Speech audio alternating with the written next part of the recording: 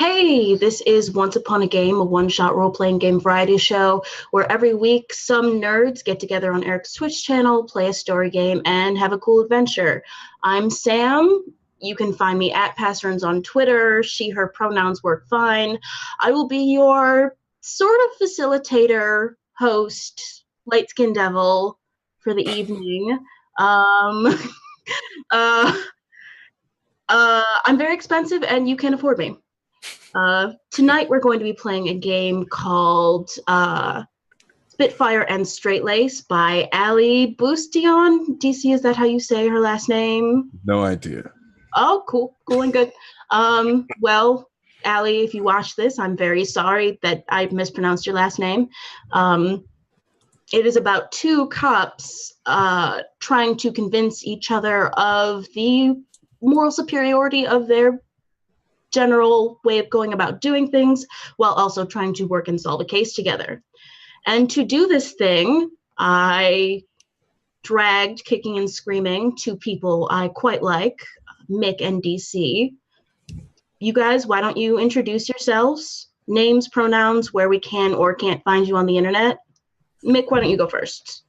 Hey, I'll go for it. Toss me in the Shark Tank. Hey, I'm Mick. You can find me on Twitter at malapropscops. Not like an actual cop, like cops of trees. No, fuck the police. Fuck the police. Hardline stance. Here we go. Beyond that, you probably can't find me on the internet, and that's probably for the best because I've said some wild shit in my past. Yeah. Everyone deserves a fresh start. I go by he, him, but they's fine too. Yeah. And never now I pass it up. Yeah. Okay. DC, name, pronouns, where you are on the internet, anything cool you're working on right now? My name is DC. You can find me on the internet at Dungeon Commander with no E in the commander because Twitter is shitty on Twitter. And my pronouns are he, him, or they, them, whichever suits you. And I happen to have just released a game called Mutants in the Night, which is about being a marginalized person and existing underneath the system, but being able to fight back with power and seeing how those things reflect on your community and relationships. And you're doing playtests of it right now on your Discord, right? Yeah, it's going good. It is very fun. Yeah. How many have you done? You've only done one so far, right? One Discord playtest, and I have another one tomorrow morning, which I deeply regret scheduling before the time I usually wake up. Oh, well, good luck. And the author of this game, Ali, can I call you Ali? Whatever. Is working on a Blades hack called Misbehavin'. Yeah, which I've actually playtested, and it is super ridiculously fun. It is a Blades hack set in like the 1920s Prohibition era. I love it. I do, but I love it. There's magic and demons and jazz and speakeasies, and it is so insanely cool. If you should go pick it up, it's on Itch and Drive Through RPG. You can just look up Misbehaving and it'll be there. Sweet. Okay, so all that said, move you over to the next sheet, which is the summary sheet. Zoom out so I can actually read it. Look at the PDF. So so I'm just going to read out the objective. You and your partner have just been assigned a case, and you only have so long to get to the bottom of it. You work together mostly to find out what happened and who done it. Most of all, you want to help change your partner's way of thinking and approaching cases in the future. Players aren't meant to directly discuss the case. At its core, this game is about exploring the two characters and the shades of gray in their morality. The crime or mystery is just a vehicle to explore the characters. And right there are the descriptions for the Spitfire and the Straightlace. So Spitfire, bad cop, fast and loose. They know a guy who knows a guy who robbed a guy who could probably give you some information about this case. They're willing to get their hands dirty. And the Straightlace cop is the good cop. The good cop follows the rules, fills out forms in triplicates. They believe that the system works You just have to play into it and trust it. So are either of you guys leaning in either direction? Nick, you can choose, and I'll just be the other one. No pressure. I did have an idea for Straightlace that I'm still trying to wrap my head around, but I think I'm leaning Straightlace right now. Okay. So DC, you want to be the Spitfire cop? Oh yeah.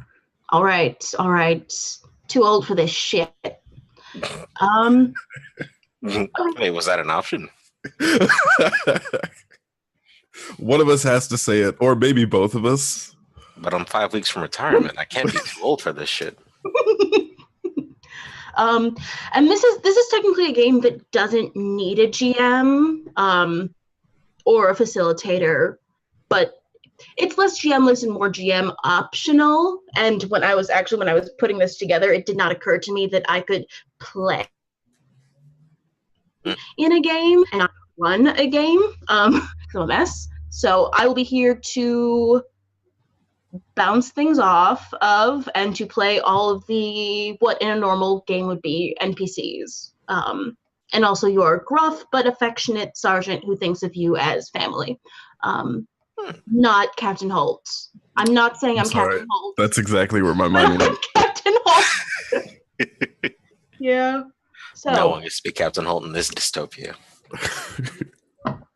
Oh, the dystopia? Yeah. Oh shit. We were talking. No. We were talking briefly before the stream started about the tone, and actually, the tone is why I gathered two other Black people. There's some white person in the audience going, "Oh my God, you're Black." I'm like, yes, I'm Black. That was my white voice. But yeah, this is why I got two other Black people to play this with me. Because cops. Because cops. Okay, so let's move to the sheet where we make our characters. All right, so how to play part 1. There is a handout. So we need a setting, a case, and our characters. The Spitfire and the Straightlace can have as much or as little history as you wish, but they must have 2 life entanglements and 1 work entanglement that tie them to the world. Life entanglements are situations and complications from your life outside of work, like family, debts, and addictions. Work entangles are the same, but for work, like recent strikes against you, transfers to a new department, or multiple previous partners. So let's start there. I mean, Mick, you said that you had a concept for a Straightlace cop. Lay it on me. Let's see. Imagine taking this guy or person who is by the books, but lives by the book and will die by the book because he's so smug and is read it from cover to cover and thinks he knows it all. So the Amy. Probably. A little Amy, but like if Amy was a dick. If Amy went too far, if Amy got transferred from her previous department for trying to pull rank on a situation that she had no business being in. Oh, you don't hold the gun that way, Commander. You do it like this. Shoot self in the arm. Oh, no. Yeah. No. Yeah. The dark timeline. So has like this character just come back from medical leave? If it's shot themselves in the arm? I'm just building off what you said. Probably. I wasn't quite sure if they were a rookie or like an old timer who stuck around somehow. All I know is that they probably don't have friends. They're probably just around and sort of live for work. Yeah, married to the job. But the job don't want it. The job is writing up the separation paperwork, you know. The job is lawyered up. Essentially. Yeah. Also, if you look on the random generation table, there's like ideas for life entanglements and work entanglements that we can roll randomly if we want when we get to it. God, that was a long sentence. How about you, DC? You're playing the bad cop, but it seems like our good cop is kind of a dick already. Oh, there's going to be a lot of dick characters Oh, in our detective drama. well, we are playing cops. Yeah. Yeah. Um, So what were you thinking? I think that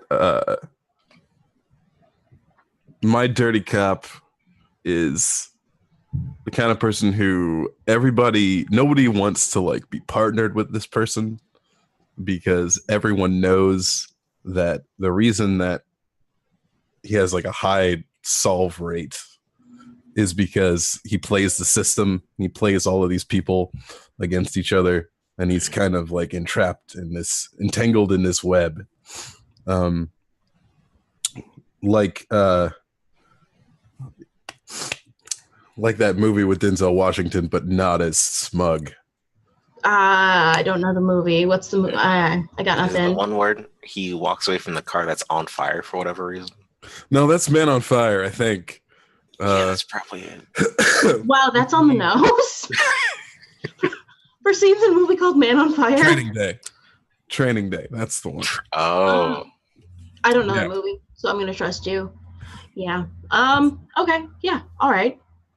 So these two jerks are together. Have you just been paired up, or? It's probably been a little while. This is like maybe it's been 6 months or something. Mhm. Maybe So this is attempt number 2. Oh my god, so you guys were partners once? Like, I like it if you guys were partners when you were rookies and then like they had to physically drag you away from each other, and then like now that you've been at this for a while, like they're like, oh fuck, nobody wants to partner with these guys, may as well put them together, see if they fucking shoot each other. Yeah. Our styles are so different that now we're clashing, but we have some respect for each other because of the past. I don't know if my character's, at least half my character's brain is devoted towards being smug. I don't know if he has room for respect. That's Ooh. fine. Well, we'll see if it develops over the course of this case. Yeah. Okay. So we've got characters. Now we need a setting. And if you look under the random generation tables, there's like genre suggestions. So like genre, noir, surreal, comedy, true grit / true crime, not something I'm super interested in. Supernatural or cyberpunk. Yeah. Then for time period, historical, alternate history, modern, near future, far future, alternate reality. Honestly, I'm kind of feeling rolling 3d6 and just seeing what pops up. Yeah. I'm okay with that. Unless somebody has a strong feeling in one direction or another. I feel like we should roll and then see what happens, and then if we think it sucks, we can just adjust it. Yeah. Yeah, like, okay, is there anything that's like super off the table? Like, I'm not interested in true grit or true crime. I'm not interested in historical. Suburbs don't interest me. Oh god, that's an option. Yeah. Uh, I like the countryside option. Like, you could do a cozy mystery in this. It'd be like Hot Fuzz, probably. Oh, yeah. I don't know. Is anything else off the table for anybody else? Everything else is fine for me, so long as we have some element of comedy in this. Yeah. I feel like these two characters are set up to be fucking hilarious together. Oh, jeez. Okay, so roll 3d6. So 5 supernatural, 6 alternate reality, and 1 metropolis. Oh shit. Okay. Yeah. That's a good roll. Yeah, so hold on, let me write that down real quick. The setting down. I will forget things immediately.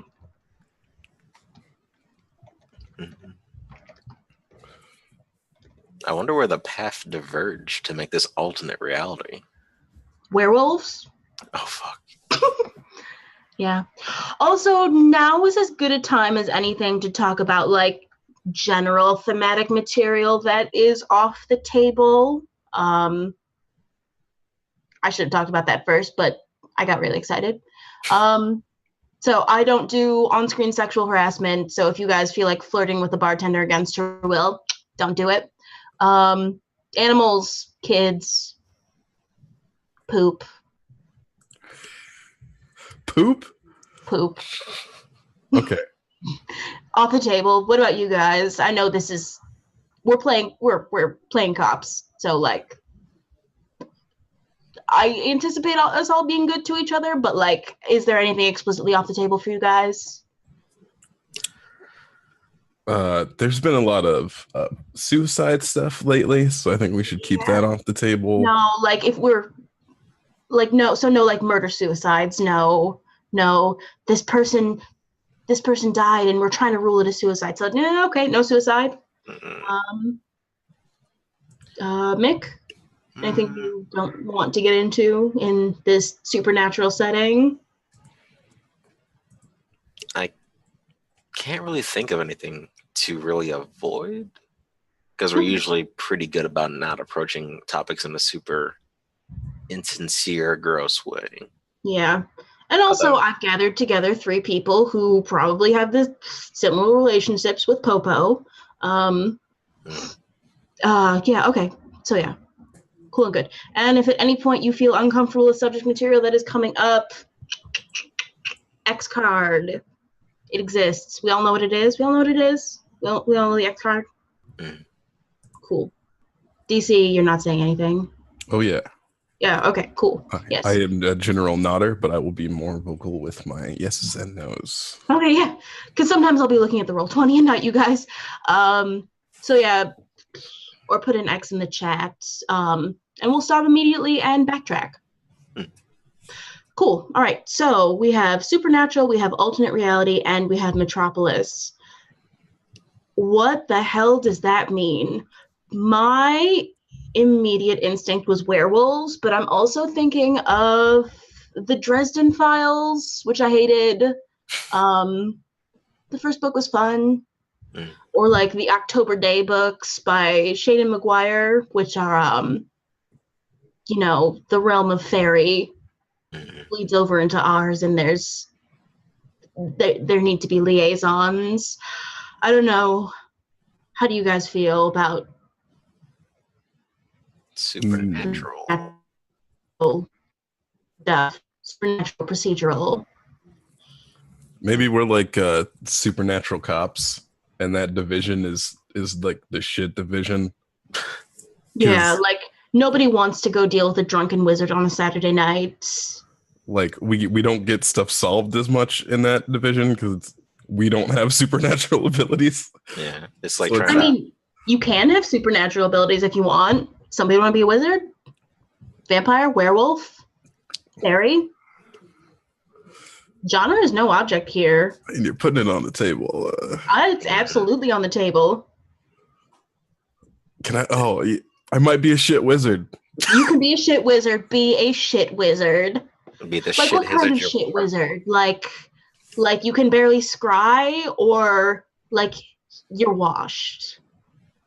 I think sort of washed. Yeah. But, like maybe magic works in this way where there's a lot of creativity to it. And my guy does things in like he's not super great at magic, but good enough at specific things that help him get by. Cool. Like he can't Dresden out and like blow up a bunch of stuff or fight super well. It's just like, oh, this person's good enough. Yeah. Supernatural crimes division, I guess, to pass. Yeah, like a magic spell that tells you where all the public restrooms are in an area, but not like explosions. Yeah, cool. Mick, are you feeling supernatural, or do you want to be the mundane? I would never be the mundane. Me, Mick, personally, would never turn down a chance to be supernatural. Do it. Be supernatural. But what if we have this cocky motherfucker who thinks himself the shit, but is utterly mundane? Oh, man. I'm Just partnered like with a muggle. a muggle who Yeah. thinks he's the greatest.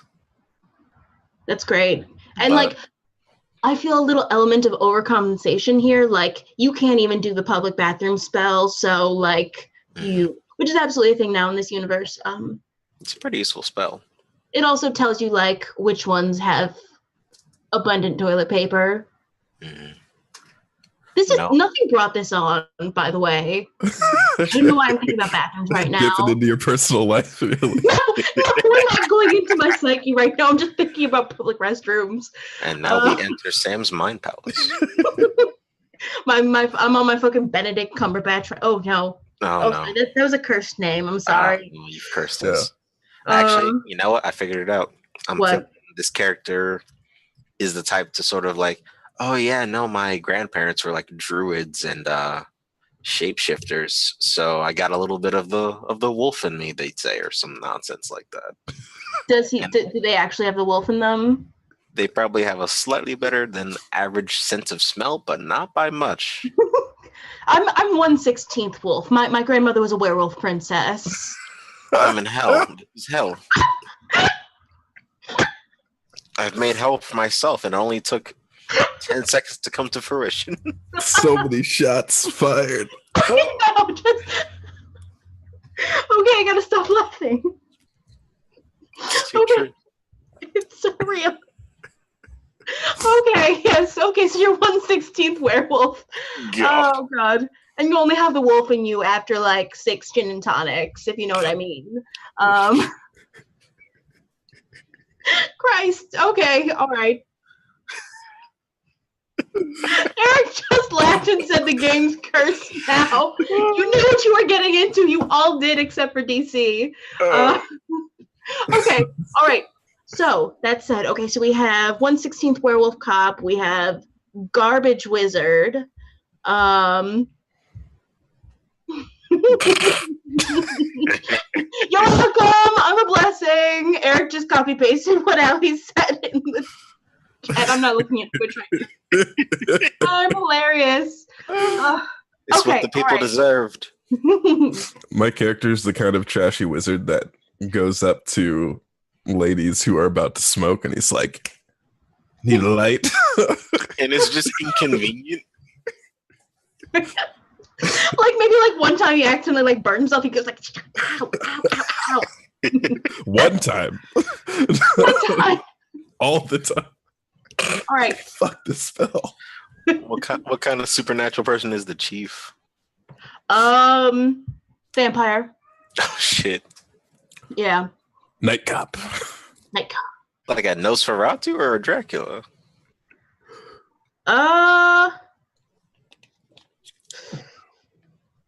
Get back to me later. We haven't even gotten to meeting the sergeant yet. The captain yet, the sarge.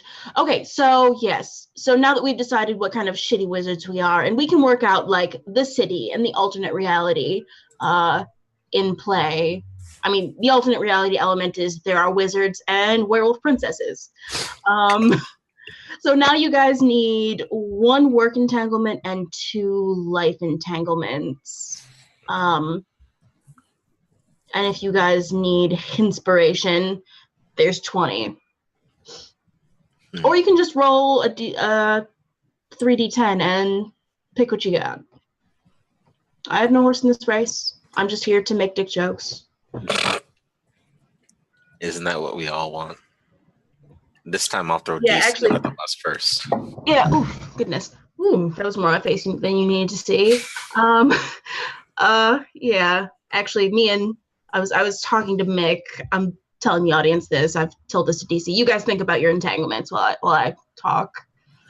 Like, I was like, I don't know. I'm worried about the optics of having 2 black dudes play a game about cops. And Mick was like, well, at worst it'll be cathartic. No, at best it'll be cathartic, and at worst, like, we'll get some good dick jokes out of it. So It's the brand. it's the brand. You don't know me, but that's the brand. Yeah. Yeah. I don't know. So what do you guys feel for your work entanglement? I think my work entanglement will be, and I might be stalling, Whatever. We have 3 hours. The closer. I close cases. I like that. Huh. Yeah. So write it under your work entanglement in the roll 20. Oh my God. I hope you guys are on the right sheet. Yes, you are on the right sheet. Whew, good. So yeah, write that under your work entanglement. The font is light. There's only 5. I like it. Like, have you like hustled yourself into a corner? Like you close all these cases by playing on your contacts and trading off the easy case to get the easy cases. Does everybody just like expect you to be able to close whatever now, or is it something else? Yeah, I think it's that I've either honestly or dishonestly said to many that I have connections here. I can talk to the werewolves. I know some vampires. I know the fairies. I know like everybody. And so fairies. Everybody comes to me like, oh, well, if you're such a big badass, solve this case. And one time, maybe a few times, I made some deals to get some people locked up. And now from both sides, there's a lot of pressure to uphold my big talk. Cool. All right, put that in the roll 20. Mick, what do you feel for work entanglements? And if we lost, just roll a d10 and we can work it out. Gosh. I'm no one's favorite, that's for sure. Probably change departments, I think. Have you just... Oh, no, go on. What were you going to say? I think he scored high enough or had enough pull to be like a regular cop, whatever a regular cop is here. Mm-hmm. And did something, man, shot himself in the arm during some really mundane nonsense, and they're just like, let's just see if you explode in the supernatural division, just in case. Yeah. Put your nose to good use. Mm-hmm. Oh, you're part werewolf, right? Like, oh no. Okay, so yeah, put that in the roll 20. Can you guys? You guys can edit. Yeah. Okay. I think so.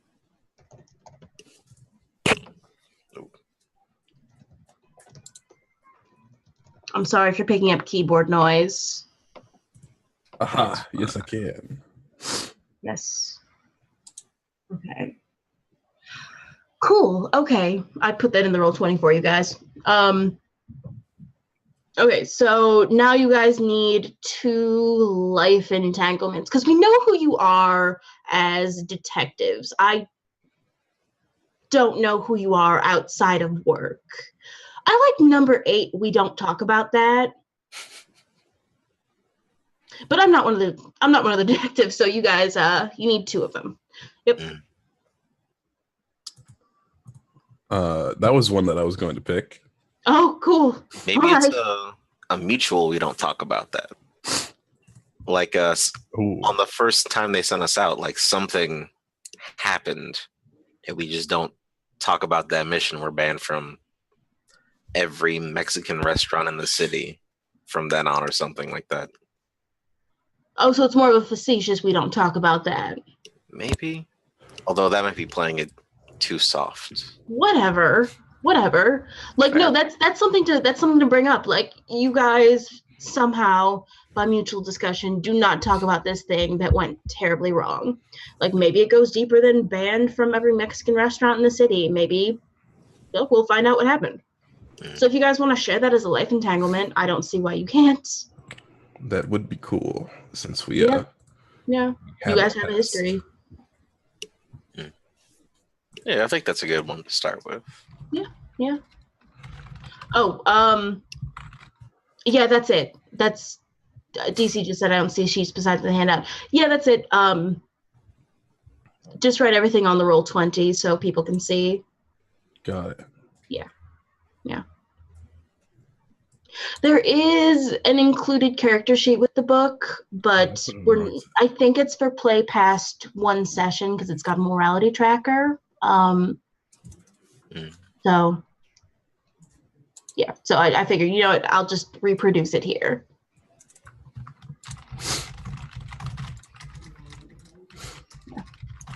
So, Mick, what are you feeling for your other life entanglements? Gosh. Let's see. What are my other options?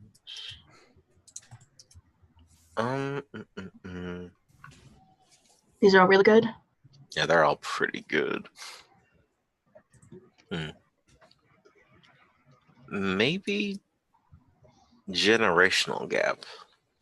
Word? What does that mean? Oh no, that'd probably be for work. Is what I'm thinking. No. What were you thinking?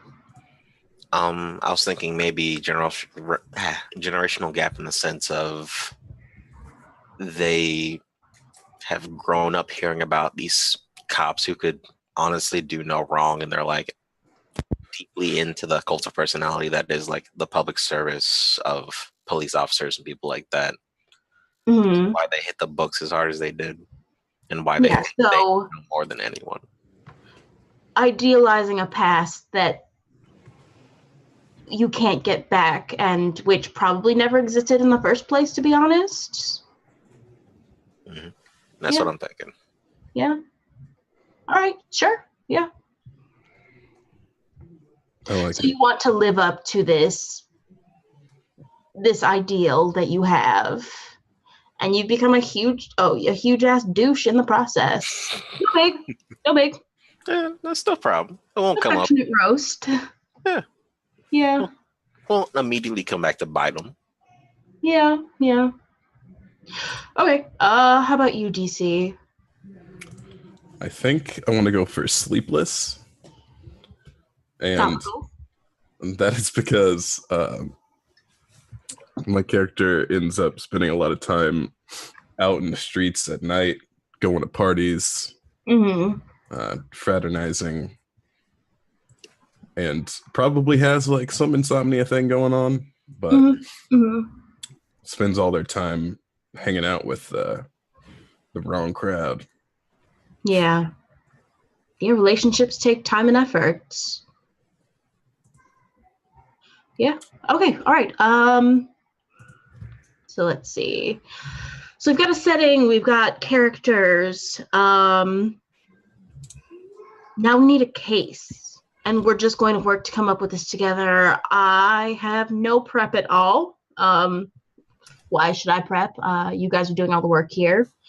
So the suggested ones are murder, vice, disappearances, private investigation, insurance, and cyber crimes. Do either of you guys feel pulled strongly in any of those directions? And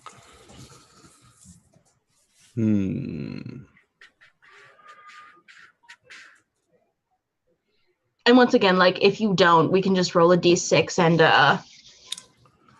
see what the dice gods say. Yeah, let us follow the gods. Also, are any of those off the table, or are there any of those that you're like super not interested in doing? So that we can re-roll if we get that? Should be fine.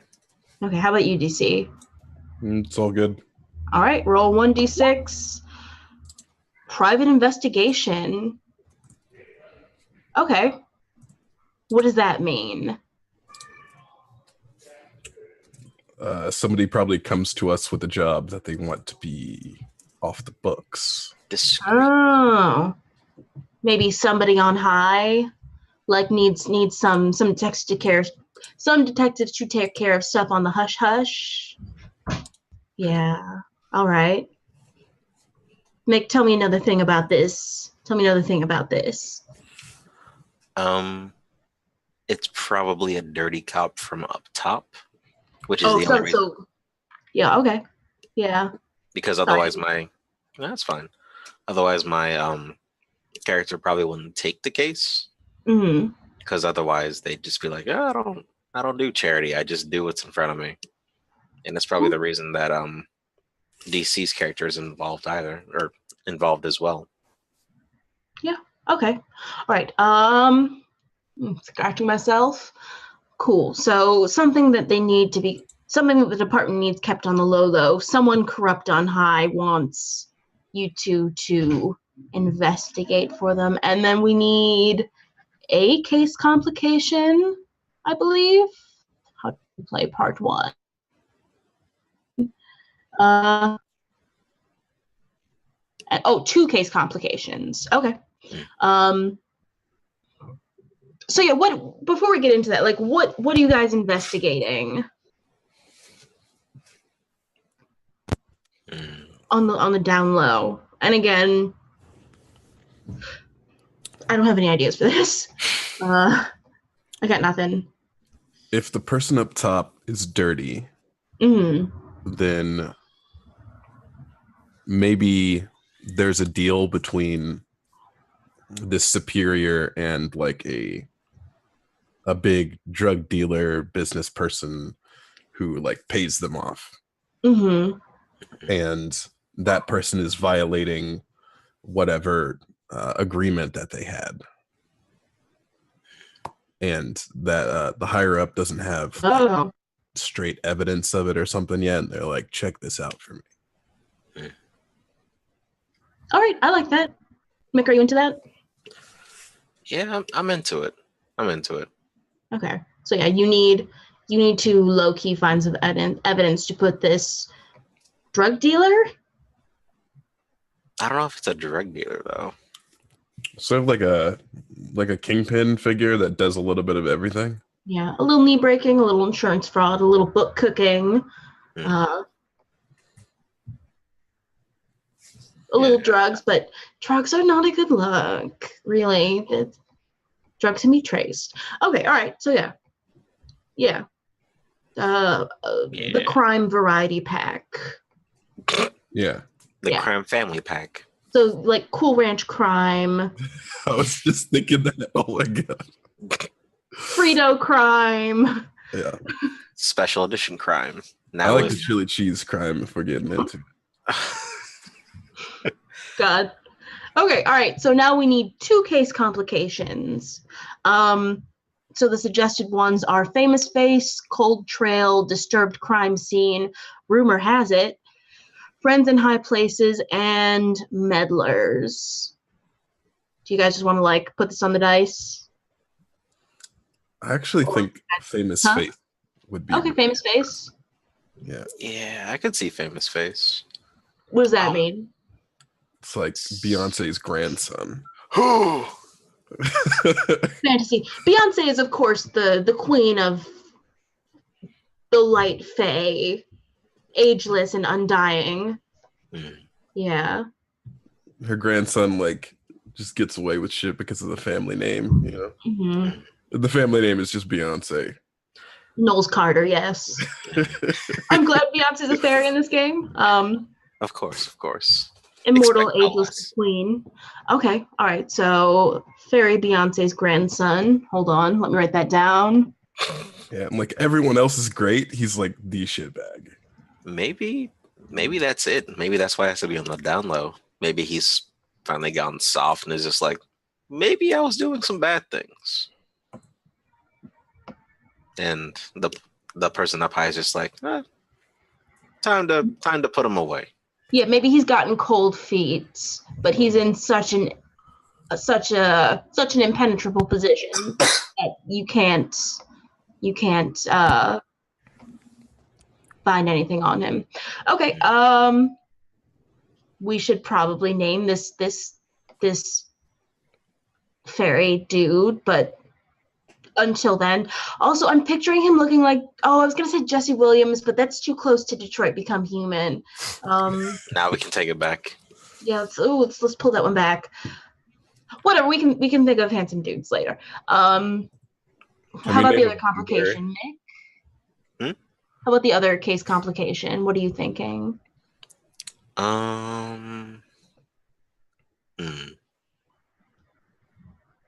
Maybe meddlers. Meddlers, cool. Maybe in the form of a sort of fan outreach, like not the Bayhive, but like crime groupies, or like Hmm. Gosh. Or like maybe this dude just has a lot of followers and it's hard to cut through the noise to find the signal. What do you think? Yeah, I mean, like part of it's groupies, but part of it's just like a huge organization that's sprung up around him. Mm-hmm. DC, what do you think? Well, that's good. Yeah. Put some people in our way. Goddamn groupies. How dare they get in the way of me and my justice? Can we make it a soft rule that before someone says justice that there has to be a pause? Yes. I will gladly adhere to that. I'll have you know in subsection A, part B, it's required that you have to give a pause before justice. I will make sure I follow that rule with regards to justice. Jesus. It must piss people off so much. Oh my god. Oh, you meant like it's actually in the police handbook that you have to pause before justice. I love it. Oh, what a fucking mess. Mm-hmm. In a good way, though. Okay. I'm sorry, Allie.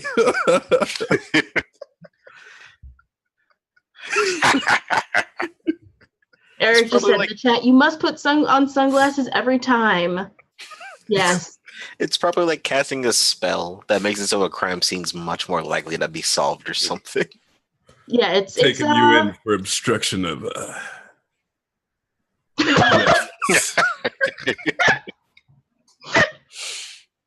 Oh, God, that's great. Yes. For such. Okay, I'm not gonna do one more justice bit. We've done the justice bit.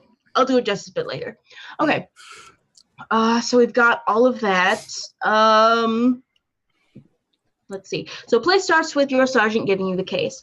Is there anything surrounding it that may cause it trouble? Is it high profile? Is it part of a string of crimes or the like? Introduce work entanglements, life entanglements, and at least 2 case complications. Nailed it. More complications can be gained at any point. This can be played out however you wish, with warnings from the sergeant about personal grudges, a call from home, rumors one character may have heard about the other recently, or whatever fits best for you. There should be something to make the characters distrust each other or themselves. Okay, so let's set the scene. The sergeant's office. Blackout curtains on the windows. Bowling trophies behind her. Just like a really improbable amount of bowling trophies. Like she goes midnight bowling a lot. Just a little on the nose, but tri-state champion, 15 years in the running. Hey. No, like 90 years in the running. Oh gosh. Undefeated. I've been bowling since before your grandma was born, boy. Don't step to me. Oh God. God, is she just banned? Does she just in? Yeah. Oh, that's great. So yeah, how is this introduced? And remember, I'm playing basically Captain Holt, so I have to stop smiling now. I'm not smiling anymore. Yeah. Smiling is over. It's been canceled. Yeah, I've never smiled in my entire life. Actually, I'm going to put my glasses on. Okay, so I think that she calls you into her office. Oh, I got reflection. How do you avoid reflection? I don't know how. Ugh. Magic, lighting. Eric has his cat, and he's extremely cute. Oh no, the cat, not Eric. Cat. Oh, what I a have cat. to roast Eric at least once per session, or it's not a Once Upon a Game with me in it. Wow, what a good cat. Okay, I'm distracted. Okay. I wish you guys could see this. It's perfect. Anyway, so yeah, not Captain Holt calls you in to her office. You guys can always tell when she's just finished polishing her trophies. And she doesn't look pleased to see you, both because she's sort of generally never pleased to see either of you. And also because she's an actual clean cop in this garbage division. That's not the 9-9, but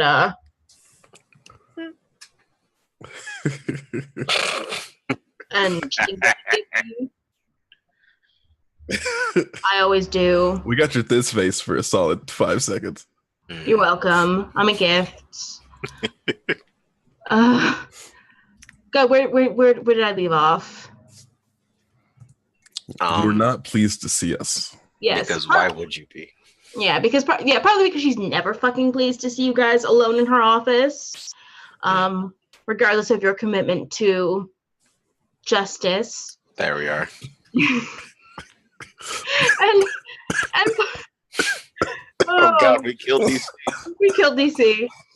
And partly because he's really dying. I am healthy. And partly because like she's a clean cop. She's an actual clean cop. And she does not want to be giving this case, but somebody threw their weight around. She says to you, gentlemen. Chief. I have a job for you. Off the books. Cash payment. Don't ask questions. My character is literally raising his hand as though it's a fucking schoolroom. Yes, Hermione Granger. Off the books? Off the books. No official records. If you need a file, paper only, and shred it when you've solved it. Yeah. All I heard was cash, so I'm good.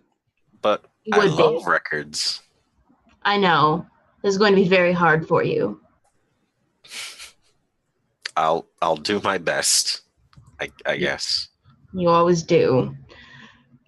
Anyway, so yeah, that was a terrible Captain Holt impression. But yeah, I think she tells you about this, how we're finally trying to put away, I don't know, somebody give me a name. It's something Knowles Carter. Blueberry Knowles Carter. Thank you. Is it okay? Yes. But how do you spell it? It's BL capital U 3. Stop. And then just an emoji of a berry. No, you can't. You can't be doing that. There has to be a hyphen or professional. There's a hyphen between the emoji and the 3. Perfect. Okay, this is going to the roll 20. It's real now. Oh no. Oh yes.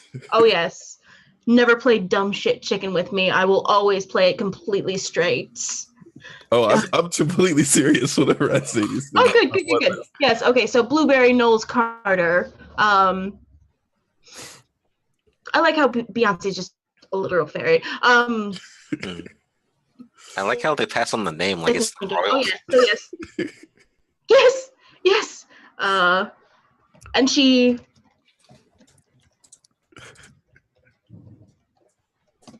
Okay, yes.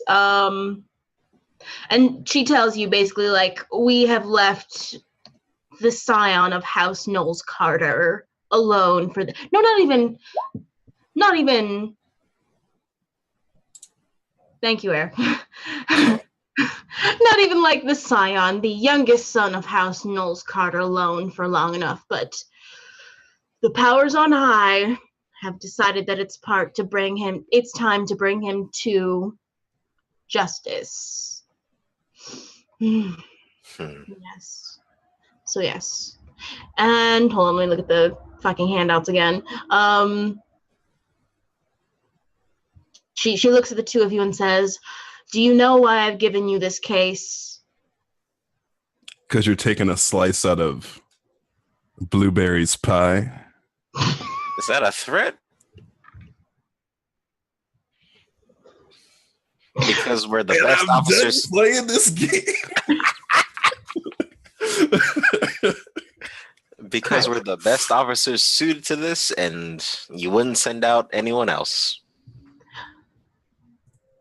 The correct answer to that is I don't know why I've been asked to put you two on this case, but here you are in my office. Oh. long inhale, long exhale. So she says to the two of you, when dealing with the Fae, there will be temptation. They will offer you bargains. Never eat or drink what they offer you. Never agree to anything. And she like points back and forth between the two of you. No oaths. We're not willing to honor in full. Shit. Yes. Damn it. They deal in half-truths. What were you going to do? Make the shitty joke? I lean over to Mick and I'm like, they got some bomb-ass food, though. But I love making notes. That's what I do in my free time, basically. This is an in-character face. Says, yes. So, I know that some of us in this office are more suggestible than others. Pointed look at our Spitfire. Oh, are you actually raising your hand in character? Yeah. Yes. That's me. Stop burn. Those are rare. I get down in these streets. I'm sure you do. So, I want you to keep an eye on him. Oh, yeah, I got him. Yeah, no problem. He's the troublemaker. Me? Keep it tight ship. Here's the board. Above it. Above board.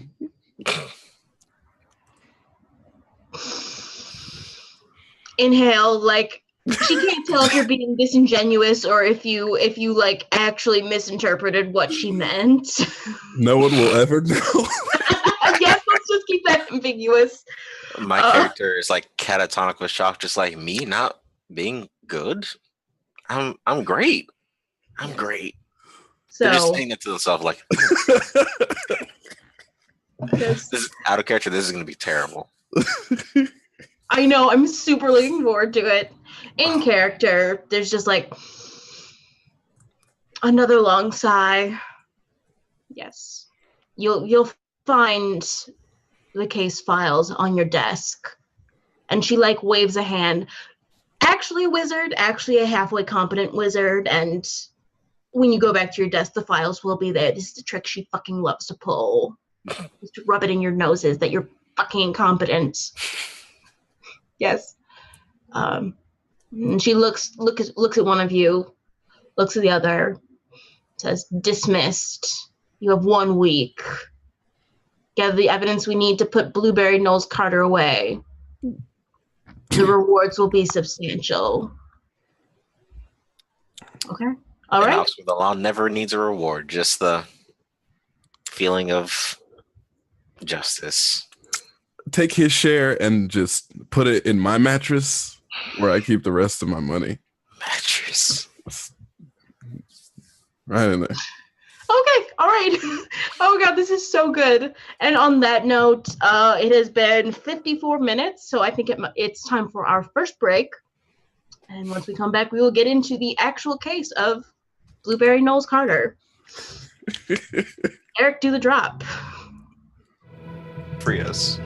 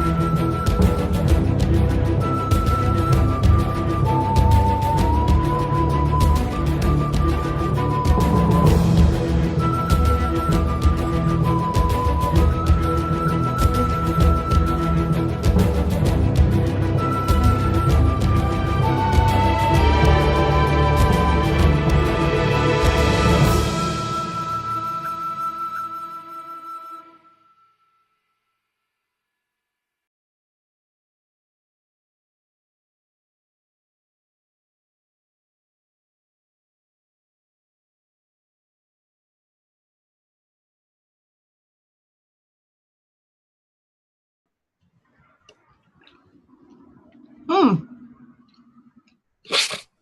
Justice. What's up? Justice. We've been waiting on bated breath to say the word. I was actually Justice. finishing a saltine cracker. I did that purely for the bits. Full disclosure. So yeah, this is hour 2 of Spitfire and Straightlace by Ali Bustion, aka Mad Pierre on Twitter, aka author of Blade's Hack Misbehavin'. On the break, we talked about DC's characters, pawn shop jingle past, and we also named our characters, which is a thing that I didn't have you guys do deliberately because everybody gets fucking hung up on naming characters, and we don't have that kind of time. So, DC, your character is named. My character's name is Bertrand McDowd, but everyone calls him L Train. How he got the nickname L Train is something we don't talk about. And he also is in a very old commercial for James's Emporium, which is a pawn shop. And he sings a little jingle at the beginning. And he despises it. Yes. Your hometown hero. Oh god, is it like one of those radio ads that just doesn't change for 20 years? Does not. Like that's people still make fun of him sometimes. Like anybody who's watching this who's from New York will probably know the Celino and Barnes injury attorneys jingle. Like statewide, I'm sure every region has one of those that just never fucking changes, so you have to hear it everywhere. And then Mick, what's your character's name? My character's name is Ernest Augustus, and initially is going to be spelled like a regular person name, like Ernest without an A, but I would say there was a typo on his birth certificate because that's the kind of person he was. So now he's just a perfectionist. That's great. When I was little, I lived next door to a kid named John who, like, his mom was loopy off pain drugs or whatever when she filled out the birth certificate. So it was spelled Jhon. Oh. Yeah, that's the entire story. That's the story. Nice kid. Yeah. I'm sure he relates quite heavily to the Martian Manhunter. Yeah. That's fair. Yeah. Okay. All right. So we have figured out our work entanglements, our life entanglements, what exactly the case is. Bring down Fae Prince / crime lord Blueberry Knowles Carter of the House of Knowles Carter of the Light Fae. I'm enjoying it. I'm really enjoying it.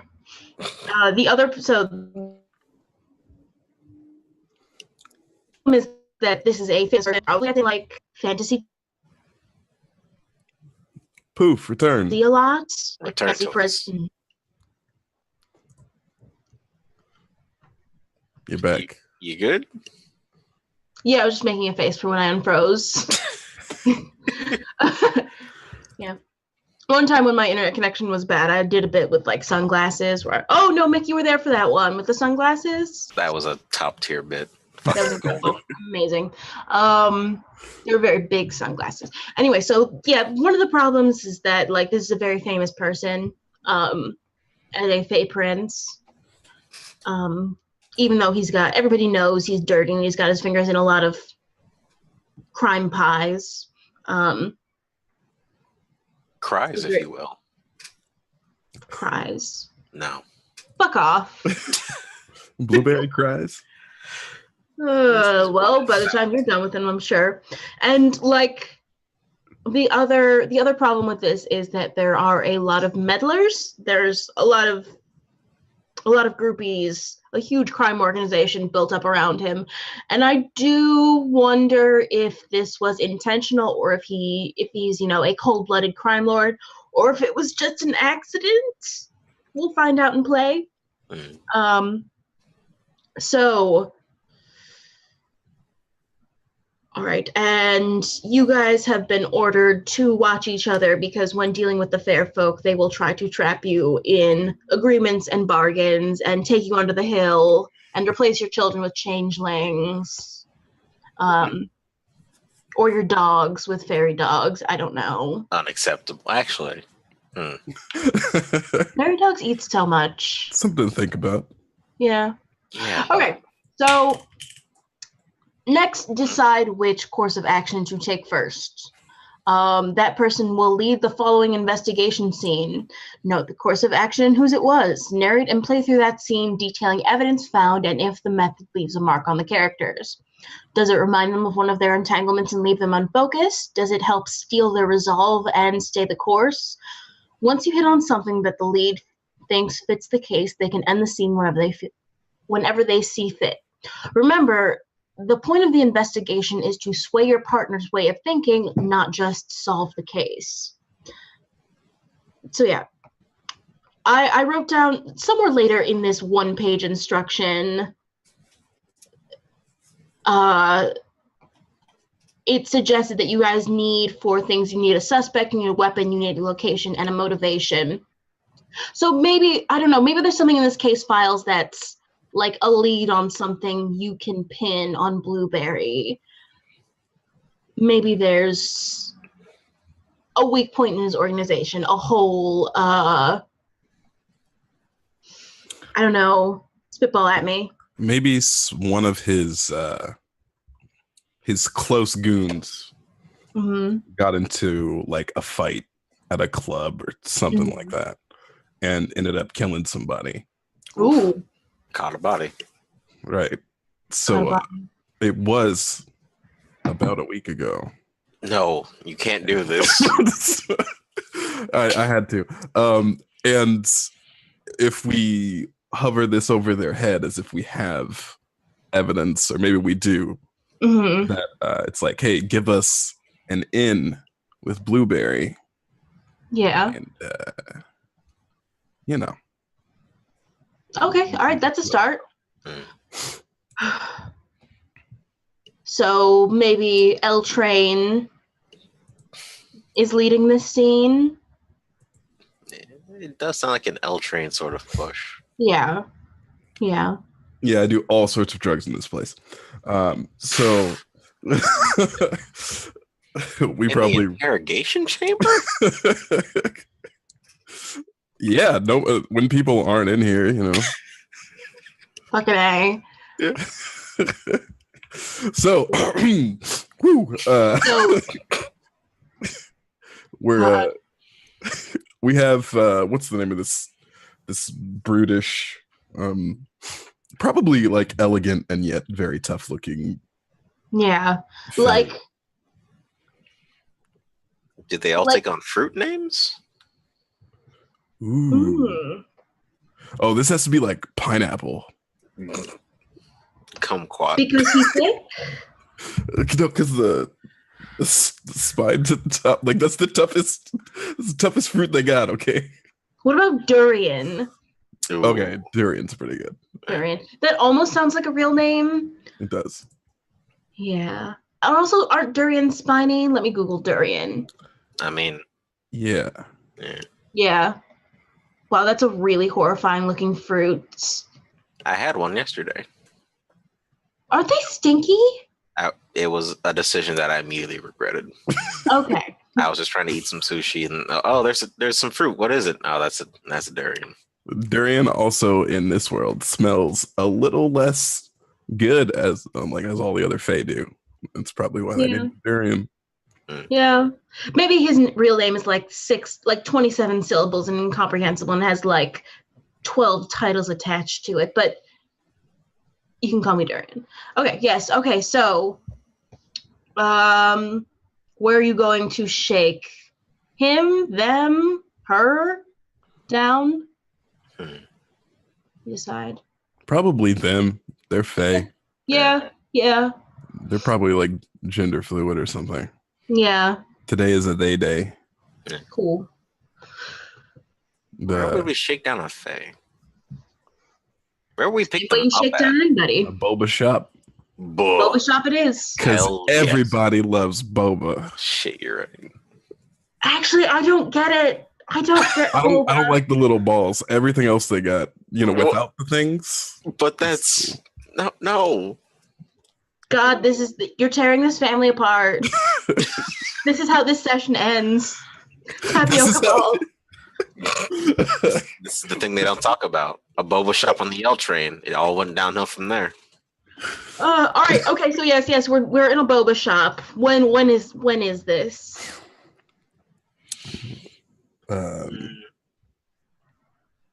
It's probably nighttime. No, it's a light fae. Oh, Would they? It doesn't matter. It doesn't matter. That just means Breakfast? that they're slightly less chaotic than the dark fae. Uh, Yeah. So all the cool hip people are hanging out in the boba shop, and we're staking it out. And Durian strolls right in with like two friends, talking about getting the shrimp. the shrimp. One of them's talking about getting the avocado milkshake. No. Yeah, that's You took I wanted a sushi place and it was delicious.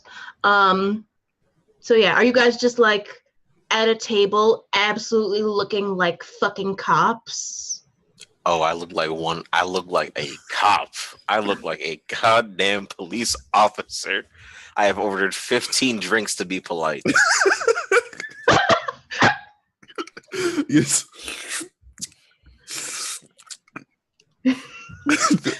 Actually drinking all of them. Dude. My character hates boba. Okay, yes, yeah. All right. So yes, Durian walks in with his clique. And I think that they both look like high fashion models, like completely out of place in this boba shop. Yeah, all of them. Like they look like they stepped out of a magazine editorial, and it's part fake glamour and part like they're just that hot. Okay, so how do you go about it? So narrate and play through that scene, detailing evidence found and if the method leaves a mark on the characters. Yeah. All right. So how does L Train approach? L Train is gonna look over to Augustus and be like, Augustus, you smell that? No, what do I smell? God damn it, work with me here. Someone smells nasty as hell. L Train shoves his hair back, gets up, walks over to Darian and was like, smells like crime. You need a longer pause before crime. Regulations, 3 seconds. Crime. There we go. What's Augustus doing? I'm trying to catch these drinks that are starting to fall. God. So I walk over with the stained uniform. Yeah. Like DC don't kill DC again. Yes. God damn. And Durian, like when you first sniff, their shoulders go, they sort of, and like when you say crime, they like condescend to glance at you out of the corner of their eye. And they go back to talking to their model friends like you're nothing, because you're nothing. What do you do? I'm gonna do this the L Train way and walk up straight to Durian, get in their face, be like, "Hey, I'm talking to you. You're nasty." Oh, the devil on my shoulder just told me to do something in this scene that I'm not going to do. Do it. No, I'll tell you guys on break what it was. Okay. Durian finally like makes eye contact with you. Of course, Durian has like lavender eyes because they have to. And they say, they look at their models and say, "Who is this worm?" Nicki Minaj blank.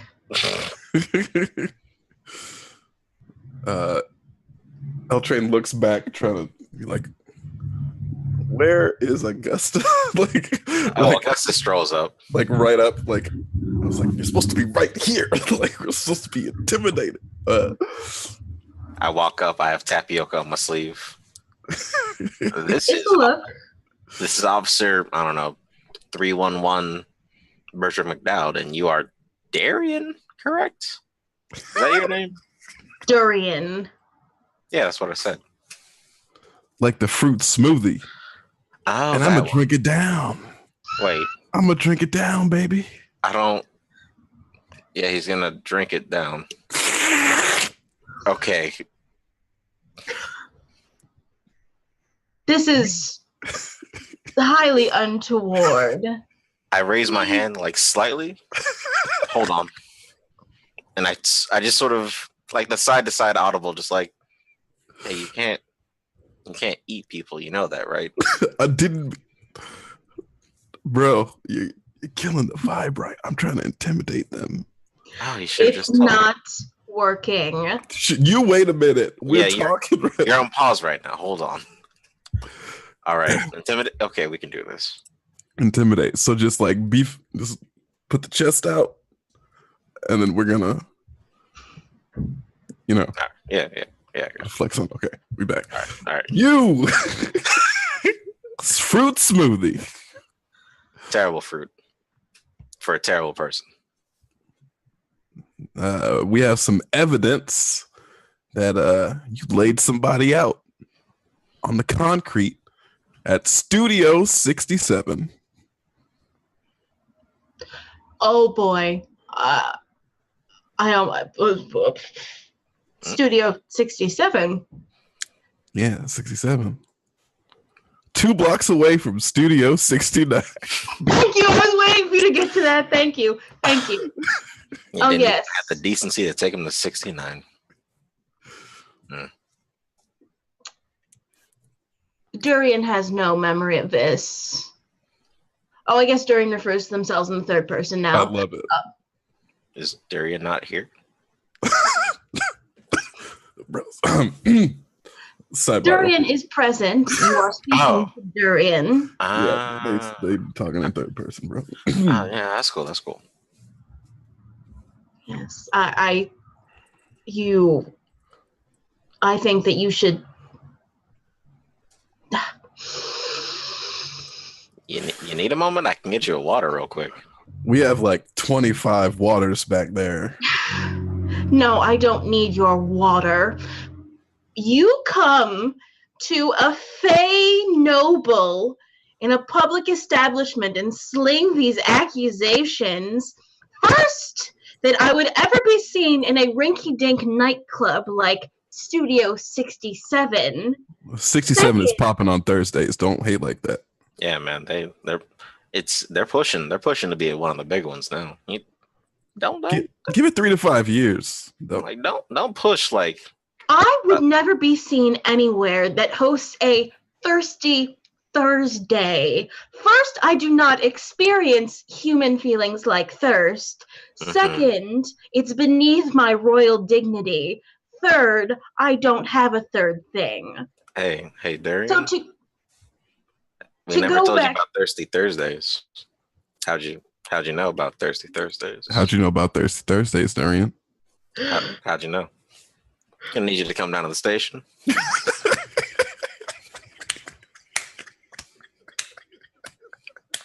Oh God! Oh, that's great. How'd you know about Thirsty Thursdays, Darian? Hey, Darian. Hey, yo, Darian. I heard you like Thirsty Thursday. Now, where did you hear this from? Such mediocre and subpar establishments distribute flyers. I may have been given one. Also, in your human nightclubs, Thirsty Thursdays are not an uncommon occurrence. It's not outside the realm of possibility that I might have heard of a Thirsty Thursday. I mean, looking at a spreadsheet, because I do spreadsheets in my free time. It's very relaxing, by the way. Thank you for You're asking, Gary. weird. Yes. You're a weirdo. And you're a smelly fruit. Anyway, looks like 67 is the only place in the tri-state area that does a Thirsty Thursday. The only place. That's right. I've been to all the other ones. They've all been shut down over the years. Thursday's too rough. Thursday's a rough day. It's right after hump day, right before, the weekend pop off day.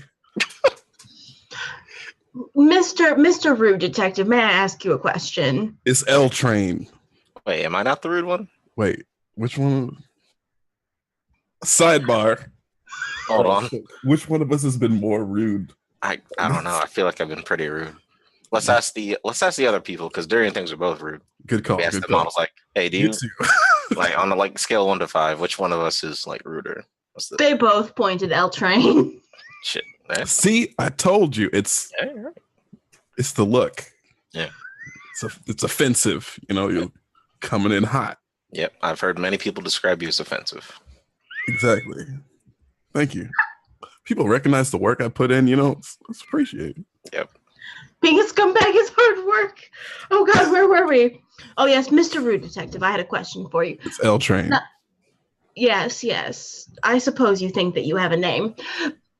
Does your partner just always have spreadsheets on him? 110% of the time. And I literally mean that. I don't know how there's an extra, maybe that's overtime, the extra 10%. But yeah. I mean, I was feeling kind of trendy recently, and I bought some bed sheets that have spreadsheets. So like,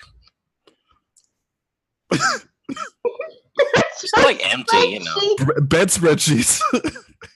Jesus Christ. Yes, it's the new thing. So Durian says, well, I have nothing to hide from you, do I, darlings? And they look at their models, and the models do, okay, nothing to hide. So you may take me down to your filthy precinct and grill me if you like. Wait, did you want to go to the filthy one or the clean one? Because ours is pretty clean. You're humans. Everything you do is filthy. You're crawling with germs and disease and... You call me smelly, but have you smelled yourself recently? No, actually, and I'm a little scared too. Yes. Well, you smell like Old Spice body spray and funk. Like funk with a capital F or like lowercase? No, definitely lowercase. Oh. Damn. All right. You know what? I'm actually gonna take that to heart because I respect you. I know beauty. God. Okay, so yes, yeah, you. Jesus, Eric's cat is so cute. So you take Durian down to the office. What do you get out of Durian? Like in this interrogation, L Train is still leading the scene, so just like quick, like narrate out like what you do and how you do it. We have a glass with your Fenty lipstick on it. Some DNA.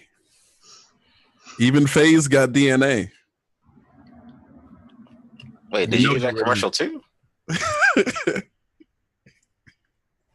We don't talk about that. Okay. All right?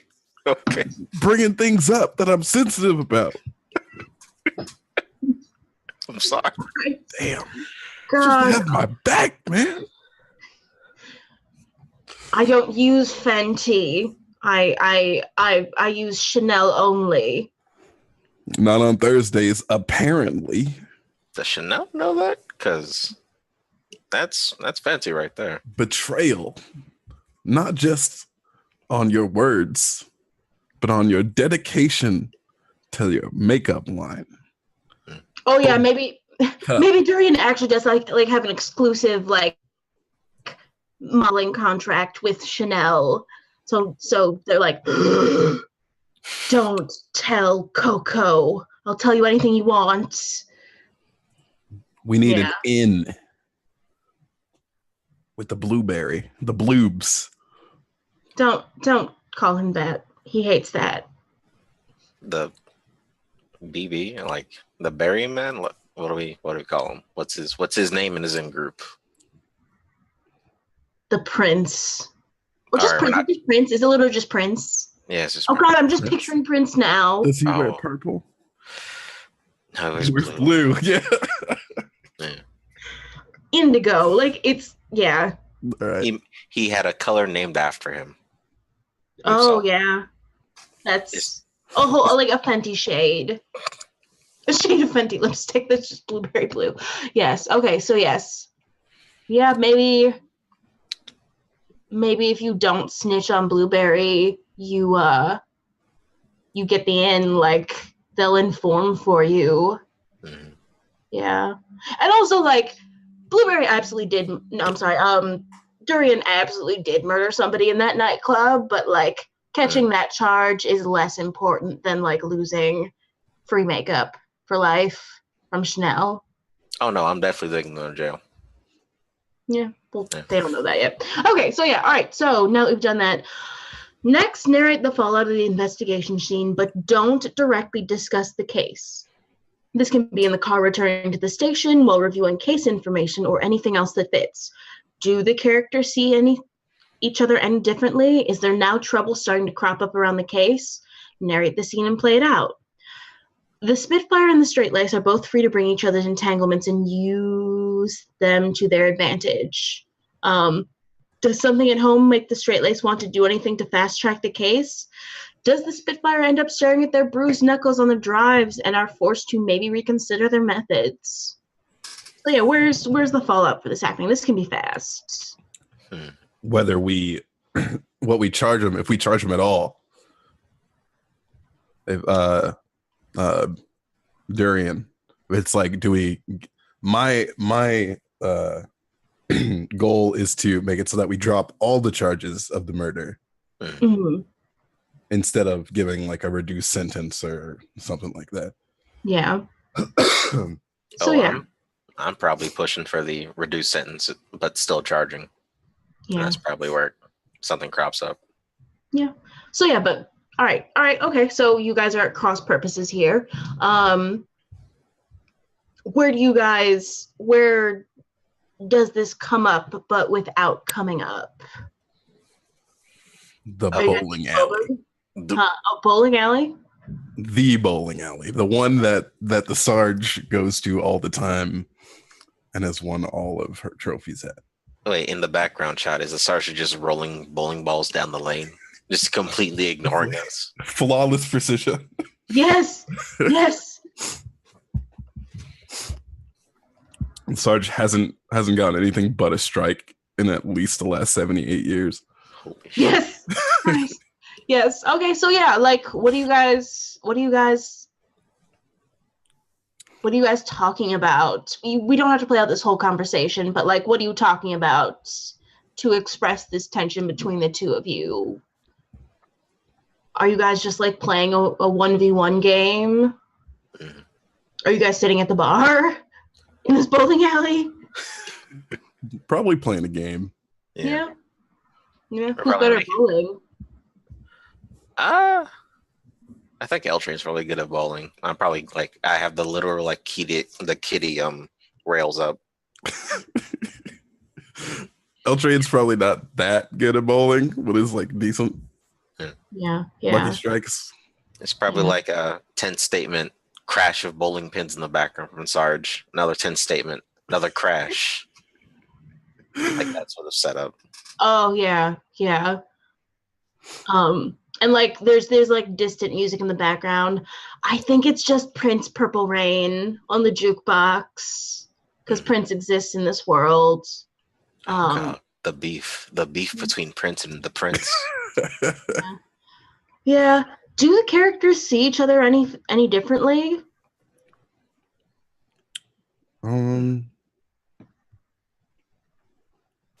Probably not too much. Yeah. It's like kind of cool to be working together again, but also the conflict is gonna come up very soon, and they probably both know it. Yeah. I think it's what I expect from him so far, so it's not shaking down any walls quite yet. Cool. All right. Yeah. Hold on. Let's see. Oh, narrate the scene and play it. Okay, so I guess we are playing this out without talking about the case. Okay, so tense statement. Who does the opening salvo of this tense statement? I think L Train is going to try and spit metaphor very poorly and be like, sometimes when you're bowling, it's better to not knock all the pins down and leave some out for the next round. You know what I'm saying? You know what I'm saying? We seeing, you know, we in here? What do you do with those hands? I don't. We're locking eyes. We're locking. I don't see the purpose of letting someone walk just because they bowling pins. Oh, okay. I don't see the purpose of letting pins stand just because we're too lazy or too sentimental to let them stand. The pins know what they did. We're the bowling ball. If we miss them, then we failed our purpose. Where are we going with this?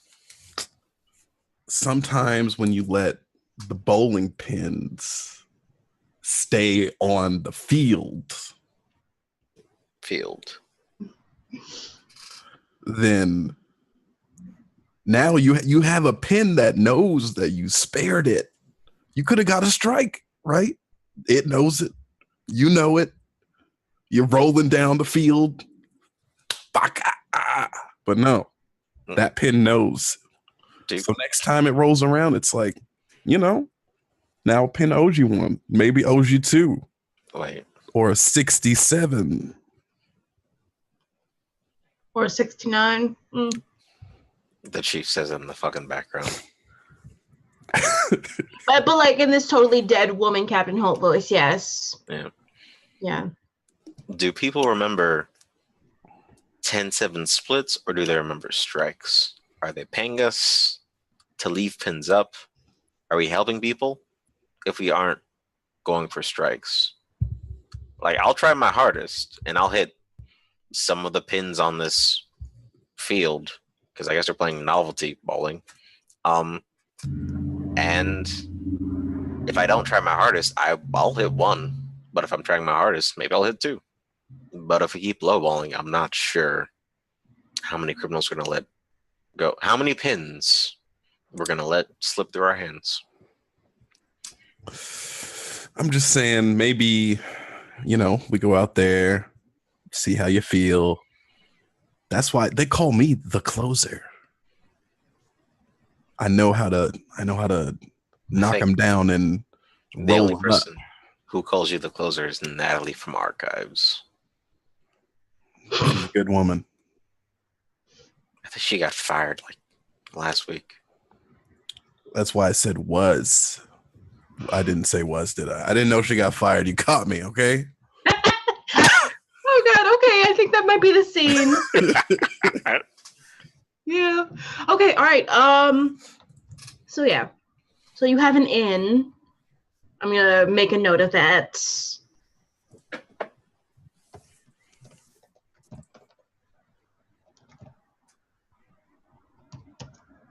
Okay, inn. An inn with the organization Durian. Okay, all right. So this next scene, I think we can get in one more scene and Fallout before the break. I believe in and trust both of you right now. So what's this next scene? What's your next approach? You have an inn.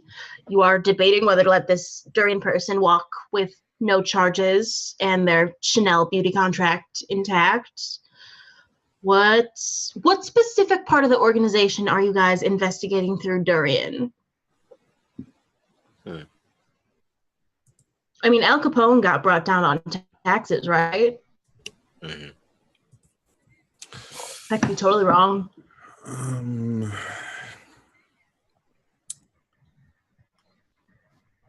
I don't know. What? Casinos? Gambling? Yeah. What? Illegal gambling? Underground. I'm like picturing like high stakes underground poker. Hmm. And the Super place is illegal. called Blueberry's Pie. No. Yes. Illegal. Everyone gets a cut at Blueberry's Pie. Nobody gets a cut. The house always wins. Okay, thank you for taking the illegal underground high stakes poker thing to heart. Yeah, so what's your next course of action? Let's look at the sheet. So who wants to lead this investigation scene? I think it might be Augustus's turn. Yeah. Does Augustus do poker? Huh? We're about to find out, I guess. It's just numbers. Yeah, this is math. Yeah, Augustus can do this. Yeah, I think he can pull this off.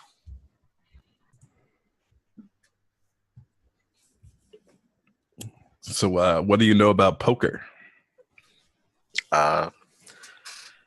There's always a statistical chance that the house will win, but given enough time, the chance to win personally always crops up.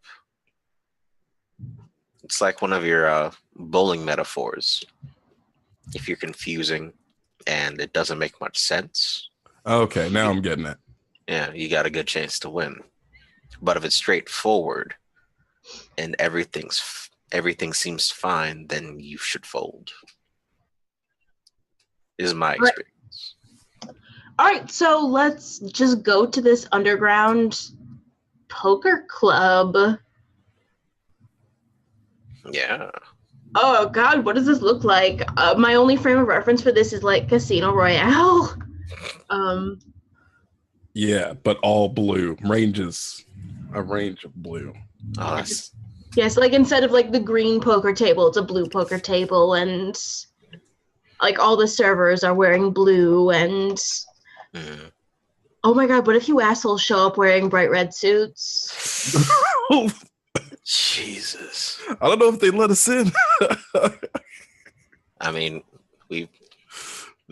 they might let us in if maybe Durian handed us like a card or something, or like, I don't know, one of their fancy model bits, like a accoutrement or like some shitty corsage, and we have to match to accessorize to it. Do you guys do this successfully? As successfully as my dirty wizard ass can. Oh yeah, you're a wizard and 1/16th werewolf. All right, okay, so what do you guys hope to find at this underground high stakes poker match? That's a good question. We probably have to get into the you have to get into the back room or something where the illegal bets are going on or something. Okay. So you're there. You're just fucking there.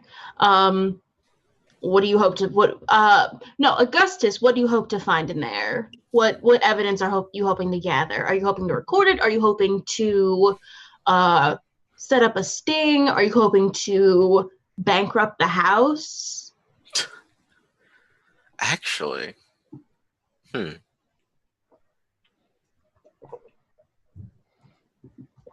because right now we sort of know the four things that we need are like who done it or whatever, right? Mm-hmm.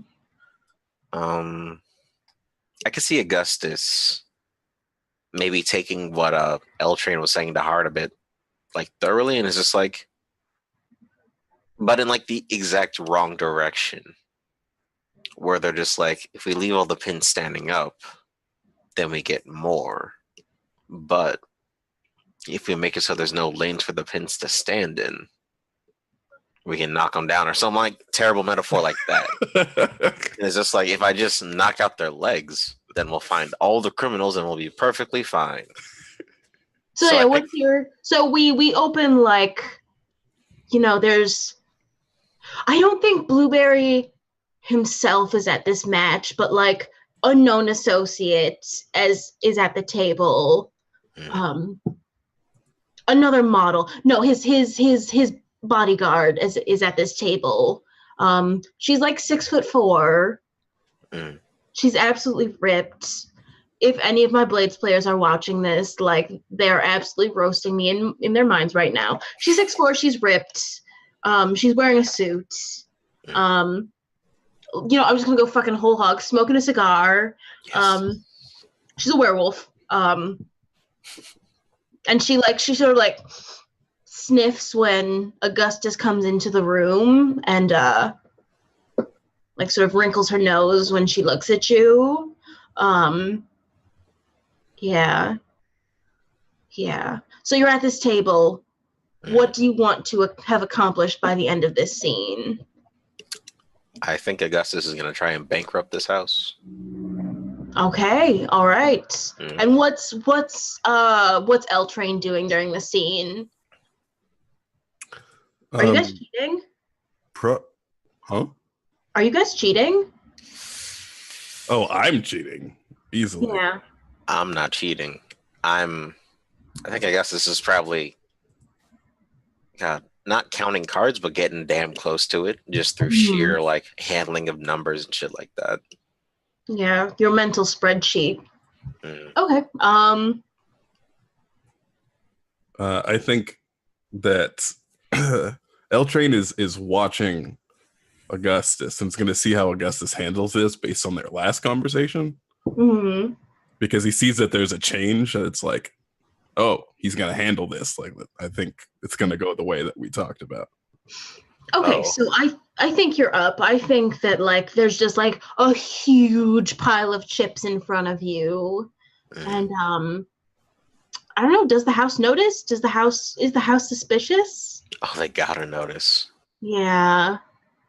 So like just like another beefy werewolf. I think it's a lot of werewolves in here. You smell him coming up from behind you before you see him, but there's a hand on your shoulder. And he says, "You come with me now." And I don't think Augustus even turns around. It's just like, there's an order to everything. If you want me to get up from this table, I must first cash out my chips, as is my right. You come with me.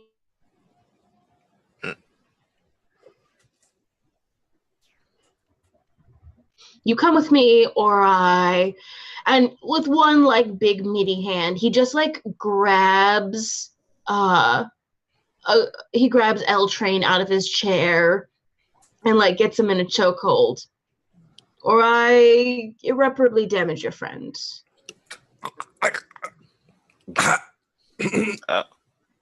You humans, you do not repair so fast.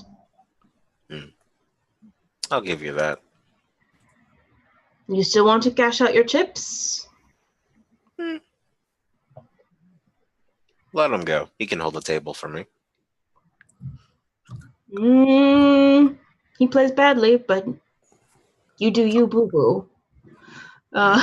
This is, of course, in my bad heavy Russian accent. Just, like, imagine you do you, boo-boo in a good Russian accent.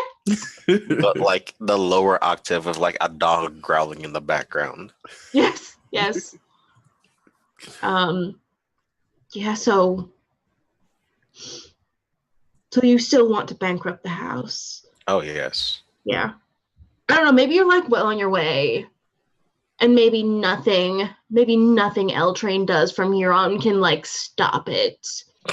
But you get led into a back office, and there is the prince himself, Blueberry Knowles Carter. And like what happens is like he's not just sitting at a desk. There's like a huge wingback bright blue chair that he slowly swivels around in to face Augustus. Naturally. Is like the mood lighting like unnecessarily like dark and he hits something while turning around? Absolutely. There's probably a smoke machine somewhere, and a rain noise generator. God. Okay. So yes, yeah. And all he says is, if I see you again, I won't be so merciful. And that's it. That's it. And you are led, or no, did you want to say something? Go for it. I think as Augustus is being led out, he's just like, there's no time for mercy. There's only time for, and like, he's been led fully out of the room. And you just hear from the distance, justice.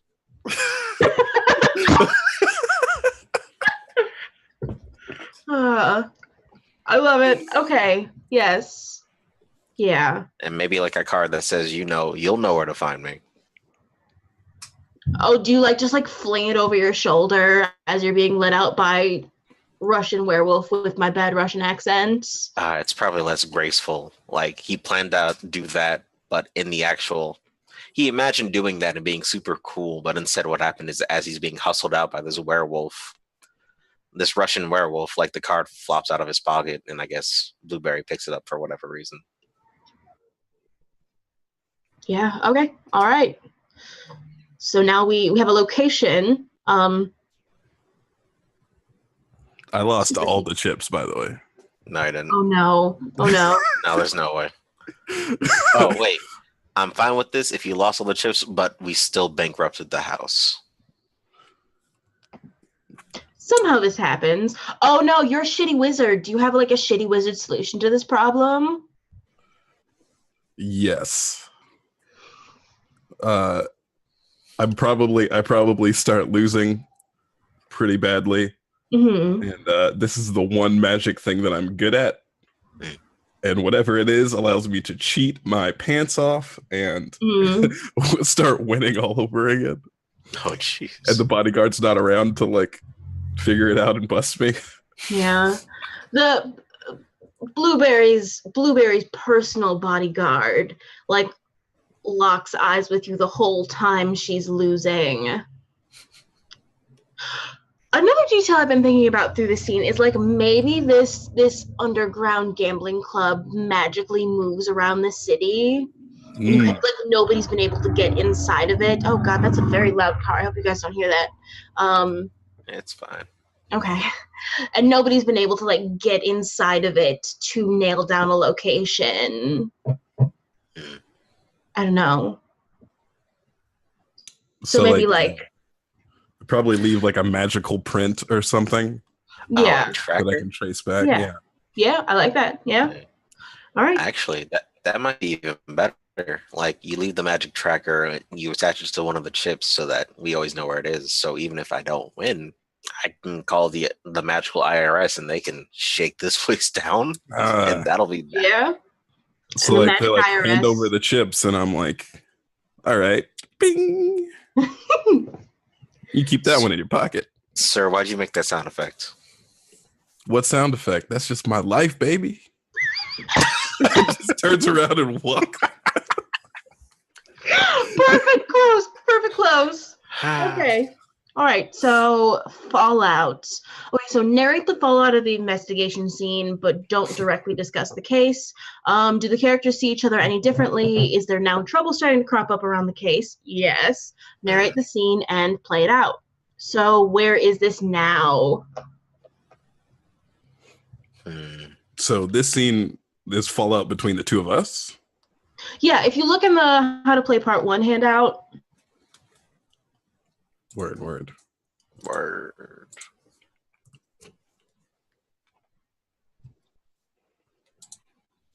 The handout.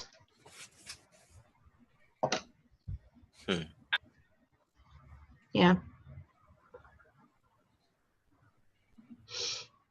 So I don't know, are you guys going out for food? Are you bowling again? Are you guys at your desks talking obliquely around the investigation and the general moral superiority of how you do shit? I think this is maybe while getting food or after food.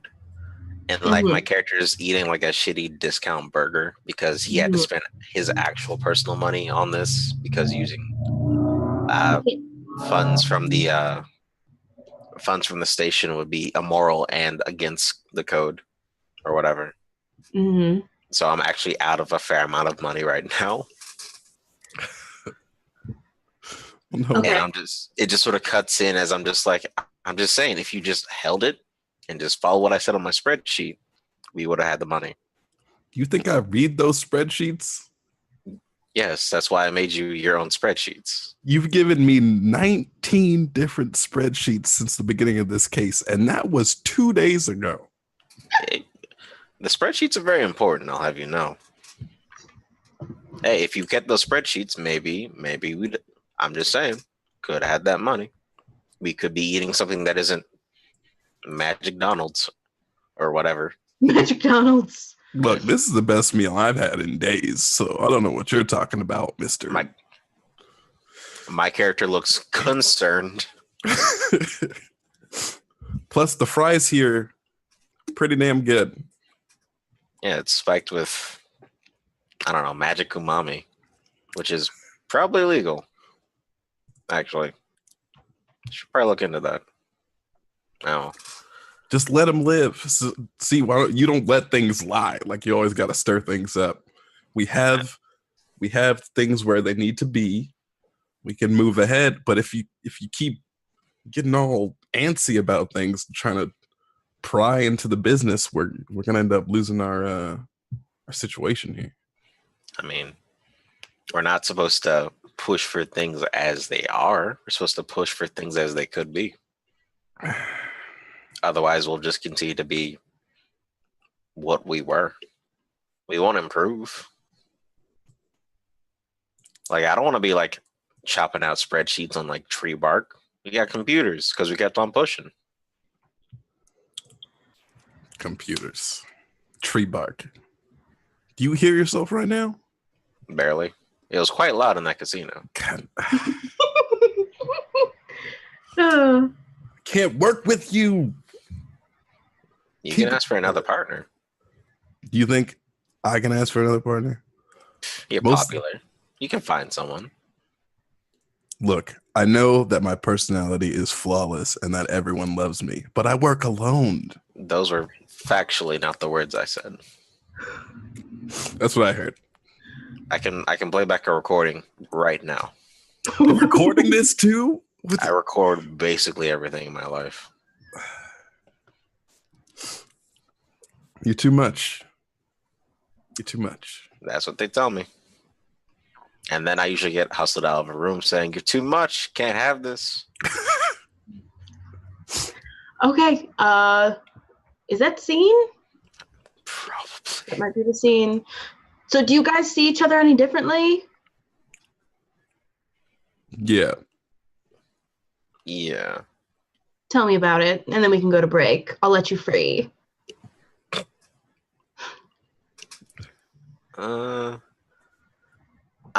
I think my character is beginning to understand the value of going off the rails with the plan. Because the only person who could have won all those chips would have been my character or someone with a similar skill set. But accepting that putting a tracker in as the next best thing means that I have to approach things with more flexibility. So I guess I respect L Train for the first time in my actual life. How about L Train? I think L is impressed by what happened. How Augustus went and like talked to Blueberry. There was some ice cold shit. That was pretty ice cold. Definitely that werewolf was definitely threatening to break his partner's neck, and fine, he can hold the table for me. Yeah. But then there's probably been a lot of opportunities that L Train would have tried to take or open up avenues for illegal shit that's currently being blocked by all these goddamn spreadsheets. 19 in 2 days. Oh, there's another one on the way. Oh Christ. Is he just like on like fantasy Google spreadsheets on his phone all the time? It's like, oh my God, are you texting? Are you on Tinder? No, just hold up the screen. It's a spreadsheet. of like girls, of like people he swiped right on Tinder. Oh, Jesus Christ. Oh god, his Tinder matches with like percentages of compatibility. I'm going to stop writing your character for you. No, I'm fine with this. And our complications starting to crop up around the case. Yes, you've been seen. And Durian probably. Oh, who knows what's gonna happen with Durian? Okay, so 2 scenes down. Who the fuck knows how many more to go? Let's go to break. Yeah, L train don't stop.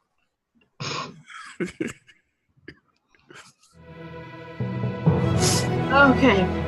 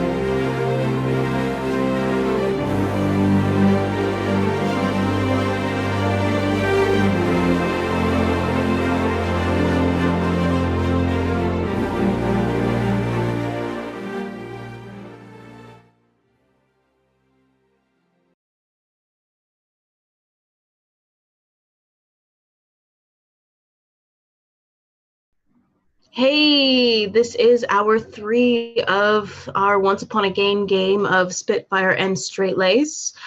Our intrepid cops, Bertrand McDowd, aka L Train, aka the human do-rag flap, and also Ernest Augustus, our Straightlace cop, aka the human spreadsheet column, have corrupted a Fey noble into giving them the location of the super extra underground illegal poker den that Blueberry Knowles Carter, Prince of the Fey, that's BLU3 berry emoji, operates among his many, many criminal enterprises. So yes, Blueberry now knows Augustus's face. Ooh, I had to pop my knuckle just then. But you guys are one step closer to bringing Blueberry Knowles Carter down. Bring him to... Oh my god. Yeah, I saw that. Just put that in the chat. Oh, That did I was freeze? It was the perfect freeze, though. Whatever. Yes, everything that I do is perfect. Thank you. Okay. All right. So you guys have a tracker on the Underground Poker Club. What's next on the docket? That's a good question. They've got a location. You have you come with the suspect. Blueberry is doing it. It says weapon. I feel like the natural thing. I feel like that comes from a place of this is probably a murder investigation. I don't know. Does Blueberry Knowles Carter do murders? Has Blueberry Knowles Carter personally carried anything out? Eric, I did see that. It's their first murder, and that's why they're shaky. Yeah. What if he likes murders now? What if he makes murders trendy? Oh no.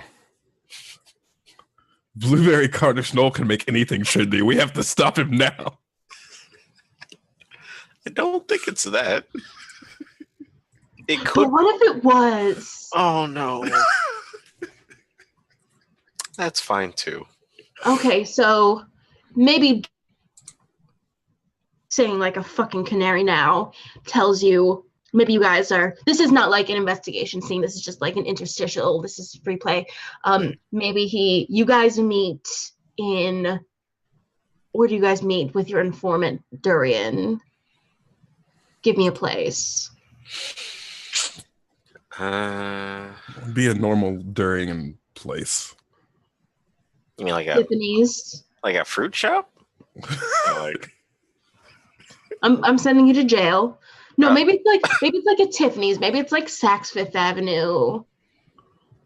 Yeah. We're in some fancy place. Durian's wrapped up like half of their face, being like, "I can't be seen with you." Yes, like Burberry trench coat, collar like up to here. Yeah.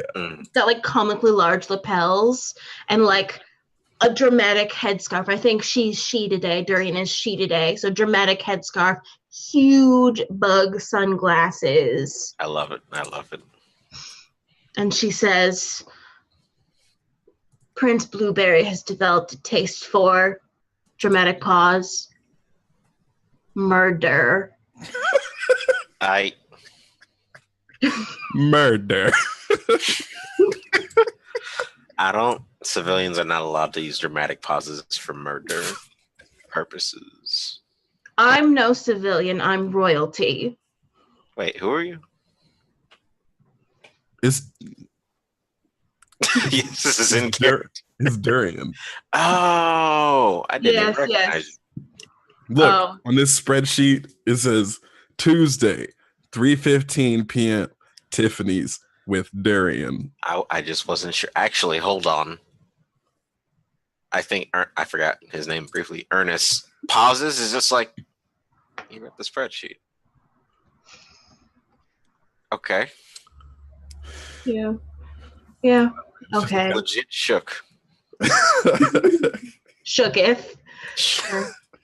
And Durian just like also like as you guys are having this conversation, like there's like a Tiffany's sales girl like putting like diamond necklaces in front of Durian, and Durian's like, no, I don't want that one. Get me a larger one. I need a statement piece for this ball. It's totally obvious that it is Durian. That this guy's completely ineffective. So yeah, yes. And Durian gives you a location, like a general location where the body is hidden, preserved. I don't know. Ooh, probably preserved. Like Ooh, that's gross and weird. I love it. Fair weird. Blueberry's into some weird like Egyptian thing because it was their first murder, and they're like, oh, that's weird. I must. Scrapbooking. It's like scrapbooking, but with human bodies. Ooh. I feel You're messing up, Bloob. Blue, man. You could have done anything else. You have done everything else. Yeah. What do you get for the person who's done everything else? Murder. A thirst for blood. Murder. No, dramatic pause. Murder. I'm not gonna write myself up for going ... murder. Thank you. All right. So yes, this investigation. All right. So you're trying to find this preserved body that will presumably have Fenty knife wounds still in it. I guess Fenty's making murder knives now in this universe. They're already making everything else. It makes sense. It's a good step up. Fenty is the Toyota of products. What? I was gonna say Hitachi, but never mind. Okay. Okay, yes. So yeah, who's leading this investigation scene? Where are we going to find this bode? So I don't think Blueberry would put it somewhere where he's prepared to have it like available like right now. Mm-hmm. I think it'd be he'd be building up. So this is just his workshop area where it is right now. Mm-hmm.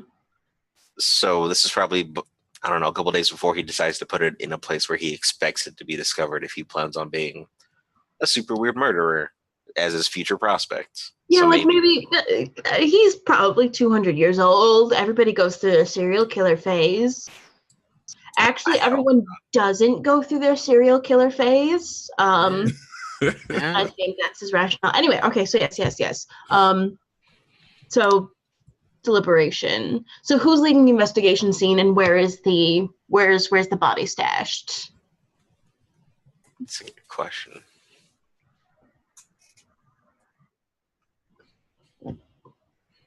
Would it be somewhere that we've already been or somewhere new? You tell me. Shit.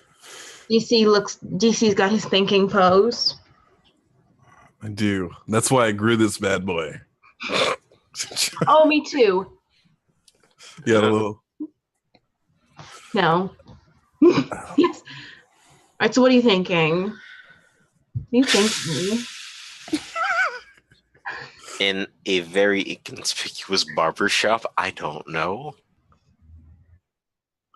Okay, maybe it's along that lines. There's like this like assembly line of preparing Blueberry Station. Where it's like he goes from one stop to the next to prepare for the night, for the day. Like yeah. Yeah, sure. Like there's a lot of steps: hair, makeup, more makeup, like sub makeup. Like every element of makeup has a different person. So like Blueberry just has an eyeliner person who does his eyeliner, and like a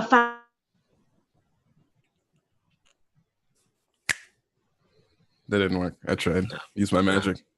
Give it time. Turn off your shitty wizard powers. Oh no.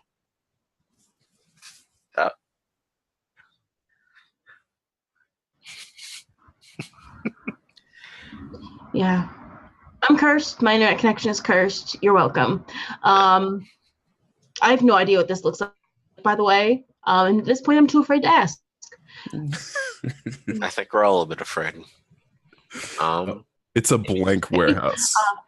Blank warehouse. Oh god, that's. Except for these. Oh god, have you guys? Yes. Have you guys like seen Leverage? Bits and pieces. Oh god, there's I don't know. Whatever. Never mind. If anybody watching this has seen Leverage, I'm thinking of like Parker's creepy warehouse home. Anyway, so yes, it's a big empty warehouse. It's for the aesthetic. Oh. Yeah. Hashtag. So were you guys like trying to bust in? And who is leading this? I'll lead this one. Okay. Yeah. Everyone get on the L train. Oh, Because we're about to. Can I quit? The station. You're all going to jail. Okay, so yes. When are you guys trying to break in? Are you trying to break in like when Blueberry's there or when Blueberry's not there? When Blueberry's not there. Okay. Gather some evidence, and I think this is one of those times where we get there, it's locked, and L Train's like, "Hey, is somebody jaywalking over there?" What? And then like cracks the lock. It's like, oh, it's open. Dang. Yeah. Really? Oh, I can stop texting the chief for that warrant now, I guess. Yeah, we're good. You know, we got probable cause and it's unlocked. Yeah, the door is just straight unlocked. Okay. I should go catch that jaywalker first, I guess. No, we're good. We're good. It was my eyes. They crossed for a second. No. Okay. Yeah, I saw two people. They were actually in that. They looked like they were on the outside of the cross thing, but they were on the inside. You know, because so. You know what? Yeah, that sounds right. I trust you on this one. You probably know jaywalking. Wow, Arthur and jaywalking. Is that the closest thing Augustus has to like a sick burn? Because I feel like L Train would be like, "Ooh, for you, that's deep. That's scalding. That's savage." It's like you think of me as a jaywalker, okay? Yeah, probably. Okay, so yes, you go into this creepy warehouse. Yeah, I'm picturing like less warehouse and more just straight up fucking airplane hangar. Yeah. And like the ward, it's like preparation station, but also like Blueberry's entire wardrobe, just like from floor to ceiling clothing racks. There's probably like, you know, like when the electricians go up to fix power lines in like the lift thing, there's probably like one of those lifts. It's bright blue, of course. To get the outfit of the day down. Is the scene like before we enter the warehouse is just like, oh, it's like The Wire, it's whatever. Walk inside, oh, this is no directors, and now it's like Hannibal in here. yes. Oh god, yeah. L Train leans in and is like, this is kind of worse than skin suits. It's bugging me out. Skin suits were an option? All right, let's just find where this body is hidden. Get the evidence and get out of here. Okay, if I were a Fey Lord, where would I hide a body? Look for pyramids. I don't know. Pyramid? I'm just saying that, like, you're 1/16th werewolf. Yeah, I'm probably gonna have to sniff this one out. Yeah.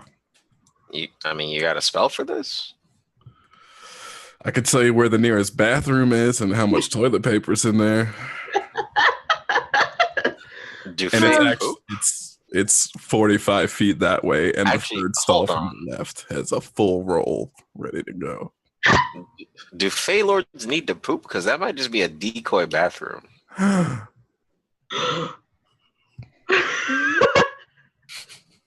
This is why I fucks with you, man. You mess with me? No, why? Never mind. I'm going to the bathroom.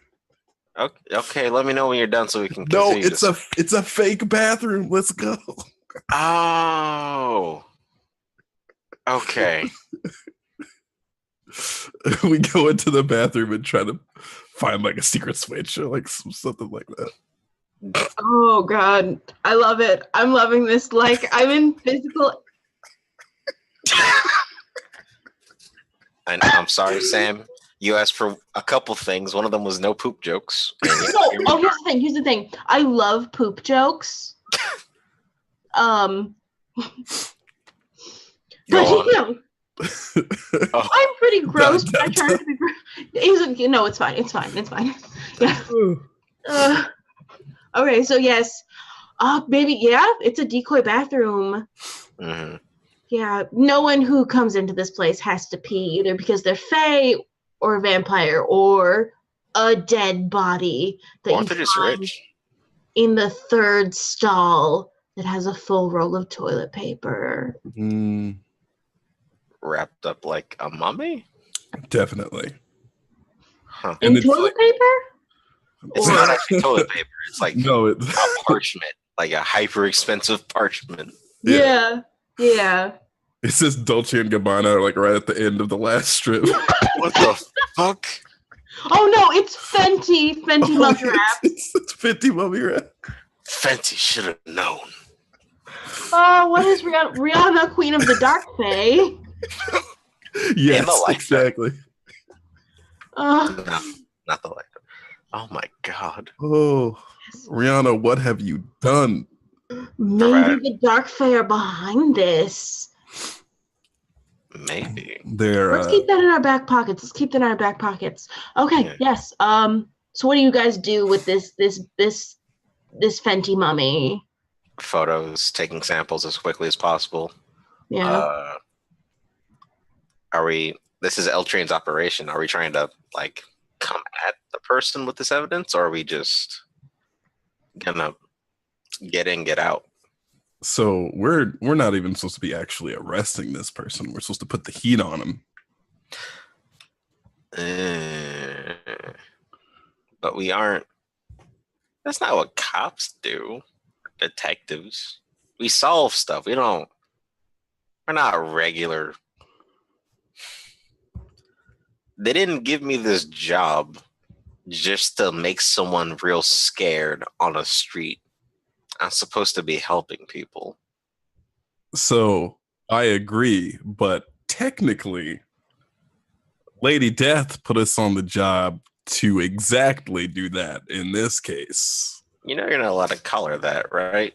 So not to her face, but in this situation, technically the book says you have to listen to the captain, and the captain gave us the job to do this specific way. So if the bylines of the sections of the articles say that that's all above board, right? So we can just show this to Baby Blue, and then we're good to go, right? No arrests. I know what you're trying to do. I know I'm looking you dead in the eye, just like I'm doing your thing. I know what you're trying to do. And I don't like it, but I guess I have to respect it to a point. This time, do we want to do this here or somewhere else? I know where we should do this. Do not say L Train. I wasn't, but that's a good one. I really should have gone with that one. We have to go to Studio 69. End scene. How the fuck do we get out of here? Oh yeah, maybe you guys are like super lost. Okay, so yes, fallout. Real fast. Where does the fallout happen? How do you guys see each other differently?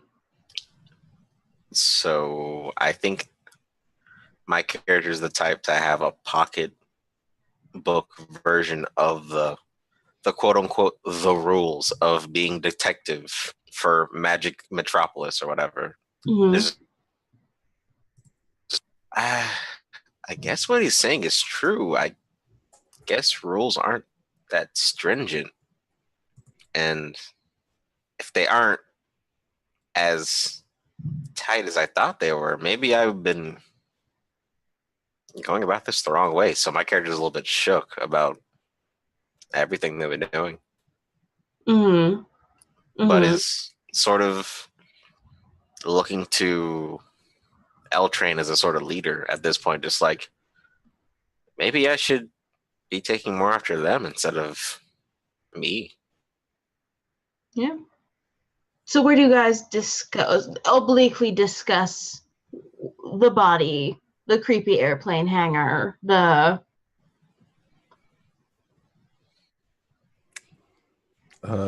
We should do a car scene, a driving scene. Yeah. Oh God, who drives? L Train drives. Oh wait, I don't think you're allowed to drive. I have a car. I'm not supposed to. You're driving. Yes. I mean, after that picnic and that car accident, no, you're not allowed to drive. Mm. You got to. We don't talk about that. Yeah. But I guess we're driving. God, is someone in the back seat? Did we pick up someone who was actually jaywalking? We totally did. No, but they're not in the back seat. They're in the passenger seat, handcuffed, and L Train's in the back seat with no seatbelt on, like up. Like, hey, so like we're like talking this out. Yeah. Not giving a fuck about this person in the passenger seat. Yeah. Who is buckled in safely. Yes. Mm-hmm. And basically I'm having you like read off like passages from that one thing that you mentioned. So just like a person on the scene has to take the direct orders of their captain or whatever, blah, blah, blah. And I'm just like going over it in my head to be sure. And I don't know, what are we doing in this scene? I think L Train's trying to convince you that we should try and pressure Blueberry for cash ourselves. Oh. We have all the power in the situation. The captain just wanted us to put pressure on them, but we could start a little, one-way street thing going here. We don't tell anybody about the evidence. They dollar bills y'alls. Oh, so the drive is like, am I gonna go back to the station to send out the IRS task force to fucking shut down that bank or whatever, or the underground casino, or do we drive directly to Blueberry and get the money from the shakedown? Right. With this jaywalker in the passenger seat who's just looking at the two of you like,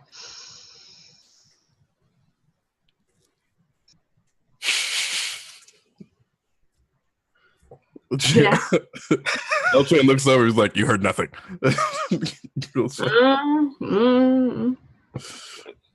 Yeah. What do you think, Jaywalker? I think you should do your jobs. I mean, I also think that jaywalking's barely a crime and that you've kind of got to stick up your ass. And I think that you in the back seat should be wearing your seatbelt, but like go off, I guess. He's not wearing a seatbelt. For nerds. Like I slam on the fucking brake.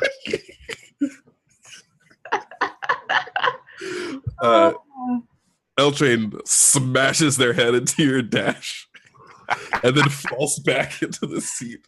Christ. He's like a little blood coming down. He's like, fuck, why the hell did you do that? Wear the seatbelt. Just shouting, like genuinely shouting, wear the seatbelt. Right now. Okay, shit. Okay, I'll put on the goddamn seatbelt.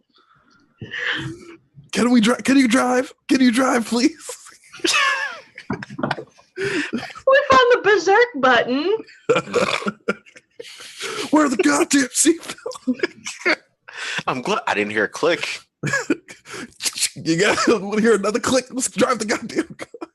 God. Okay, yes. All right. So, final scene. Video 69. Then we have like one more phase of play, which is going to trial. So are you guys So yeah, I guess you guys are making the arrest at Studio 69.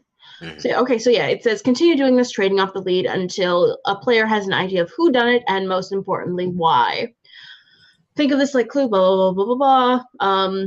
Narrate through the arrest without either the Spitfire or the Straightlace taking the lead. Do they argue even while trying to make the arrest? Are there doubts that they have the right person? Well, you just found a Fenty mummy in a fake bathroom. Mhm. So, yes.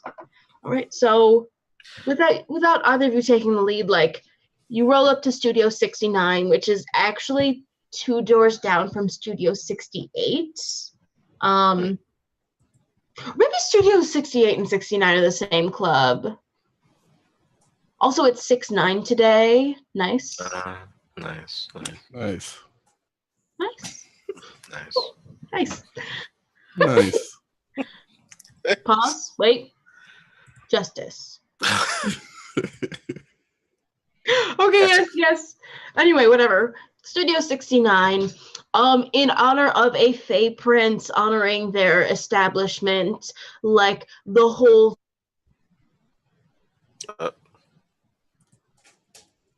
Nice. Nice. blue, all the trees are blue, the lights are blue. God damn it. Hey, Someday I'll have a good internet connection. Today's not that day. Drinks are blue, the lights are blue. Everybody is the dress code is blue. Are you guys the wearing? boys in blue? Yes. Are you guys like?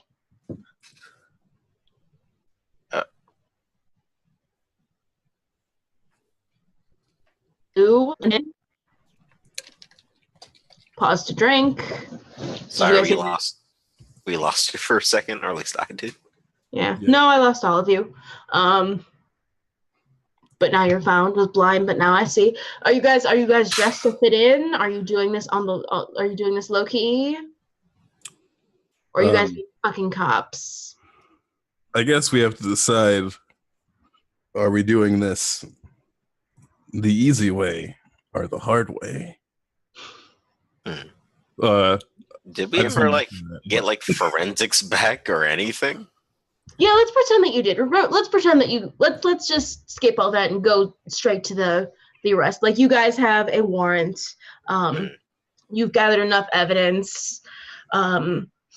So really the stake here is like, are you doing this the easy way or the hard way? And like, are you going to try and shake Blueberry down in the process, like L Train suggested? So yeah, you guys are in the club. What is your angle of approach? You guys tell me. You should take the lead on this one, Mick. Oh, nobody takes the lead here. Oh, we're just. This is like a back to back to back. I'm trying to see, based on what happened in the story, would I go at it from the front door, or would I try and be more subtle? Subtlety, so like a small spreadsheet. Yeah. Yeah, that's of course that's the pocket square that I got, like a spreadsheet type design. Is terrible. I hated me, the person. Iconic. I'm probably not the officer's outfit, but something sort of close. So like an officer. Oh my god, is it just like, who are the YMCA people? The village men? The village people. Are you like a village people cop? Yes, I am. People actually think you're wearing a costume. Like, that's how. It's his cosplay. It's his old timey detective cosplay. Geeks out. Yeah. No. No. Okay. I feel like it's because this is a collaborative storytelling endeavor and we all have an equal stake in the story. I think that it's up to you, Mick, to decide whether these pants have an ass. That's a big question. That's a big fucking question. But if all right, here's the question. No, it's not even a question. The scene of me walking up to arrest him with assless chaps, that will be a scene. Yes, okay, so we've established in the fiction that his pants don't have an ass. What look is, oh, I can't even look at either of you right now. What look is L Train serving right now? Blueberry Nights for what? Blueberry Rain. REIGN. He dressed as a shitty wizard. Maybe L Train is leaning into the wizard right now. Yeah. L Train is wearing their like premier, like, I don't know, Yeezy 3000s or whatever. Like the most expensive thing that they own. That you got from a bust. No, got from a fucking evidence locker. I stole it from the evidence locker. Easy. Yes. Everybody knows it. I walked out of them being like, yo, these are Yeezy 3000. And everyone was like, just let him have it. Just get him the fuck out of here. Okay, yes. Yeezy 3000. And he's got like these black slacks on, or no, they're jeans, and they're ripped, and they're obviously not ripped jeans that you bought. They're like fucked up, but he thinks that it's cool, and he has this probably a graphic tee, that probably some justice pun is going. It's probably just ... justice. Yes, that's perfect. And a long cloak that's like probably like a wizarding kind of vibe. But do you have a shitty hat? No shitty hat, because the only thing nice about him is that he got a very nice haircut before this. Oh, not like the Popo haircut, but like. No, he has it like lined up in a top that goes off to the side and like shit like that. Ooh, I love it. And like the little John Boyega lines razored in, John Boyega Pacific Rim 2. I love it. All right, so yes, you guys, the village person and Snary Potter. No, that was Yeezy Potter. Very bad thing. Anybody who knows Yeezy Potter here. You are moving through the club to make this arrest. Tell me what this looks like. Are we going to bribe them? Or are we going to arrest, or at least take them to the captain arrest? I think we're going to try and put Blueberry in our car and drive to the captain. Okay. Arrest type deal.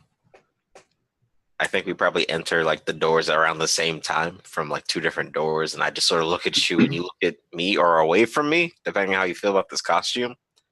Is it really a costume? Yeah.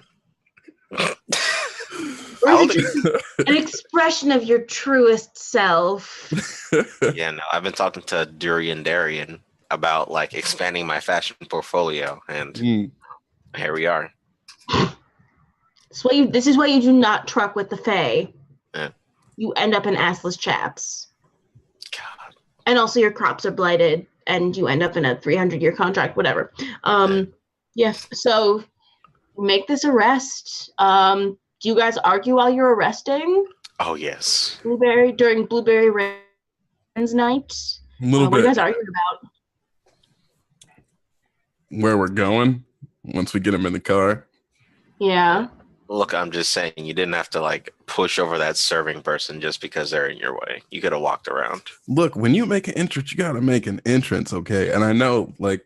I mean, I made an entrance. I popped out that cake and... Oh, I saw it. You got a little icing just right here on me. I don't even want to touch it. I don't want to... No, You know what? Speaking of, I don't even want to touch it. What's going on with your pants, bro? Hey, that's the only way I could get up to the stage easy. I had to be part of the entertainment, and hey, we got the person. Yeah, we did. At what cost? I don't want to talk about the cost right now. All right.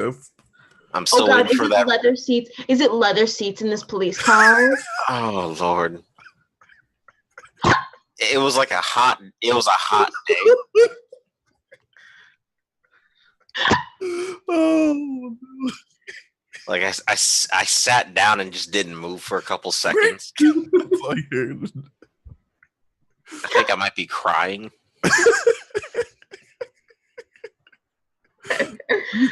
God. Okay, yes.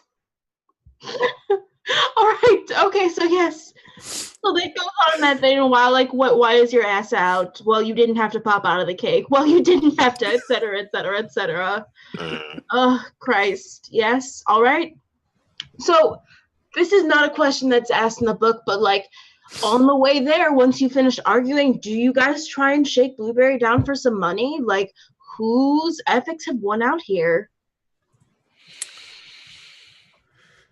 I think. Oh. Go ahead, Mick. I think before we even get started, I let L Train know, because I honestly keep on forgetting the character's name, so he's just L Train eternally. That the IRS check is on the way for the funds that I spent, and that they're giving me the full amount from the casino. And he's welcome to it if he wants to follow the rules, because the rules got me here. All right. That's a fair compromise. Mm-hmm. Yeah. All right. So you're not shaking Prince Blueberry down? No, not formally. I'm just going to ask him a bunch of random questions about being famous and about Beyonce.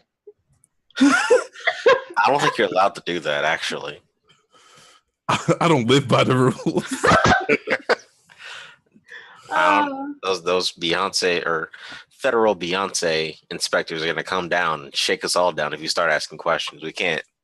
This is a once in a lifetime opportunity. Yeah, it's once in a lifetime because it'll end your lifetime. Anything for the queen. Yeah, that's the reason. Time for the hive. All right. Okay. So yeah, Prince Blueberry is in the pokey. Okay. So who done it then goes to trial. Go through each course of action made during play. The player who decided that course of action presents the evidence they found and flips a coin or rolls to see if the information obtained during the investigation scene is just proven in court. So it's going to be DC talking about getting Durian's murder case. Oh, shit. And then Augustus talking about, oh God, what was Augustus' scene? The underground extra illegal poker club. And then finally L Train talking about the Baudet. So yeah, present this evidence to me. I'm now the judge. Yes. Is it just the chief of the wig on? It's literally just the chief with the wig on, yeah. Yes. She's also a judge. when you're 600 years old, you pick some things.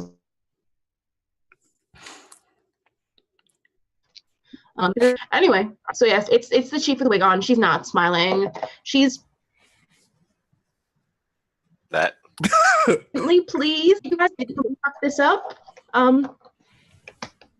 Yeah. All right. Yeah. Yes, you brought down Blueberry because Blueberry became politically not expedient. Okay. Yes. So I'm the chief now.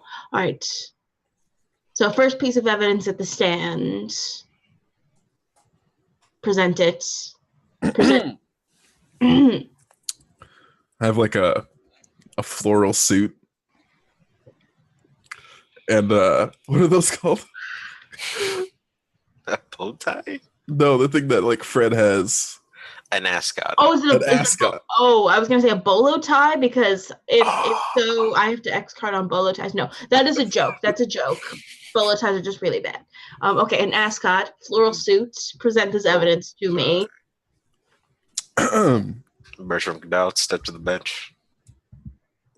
Judge, Your Majesty, Your Honor. Queen of space, time, death, light, darkness. Get on with it. Come on. Come on. I have all day. I would present to you a murder. One done by an associate of Blueberry. A slice of Blueberry's pie, if you will. Can't say that.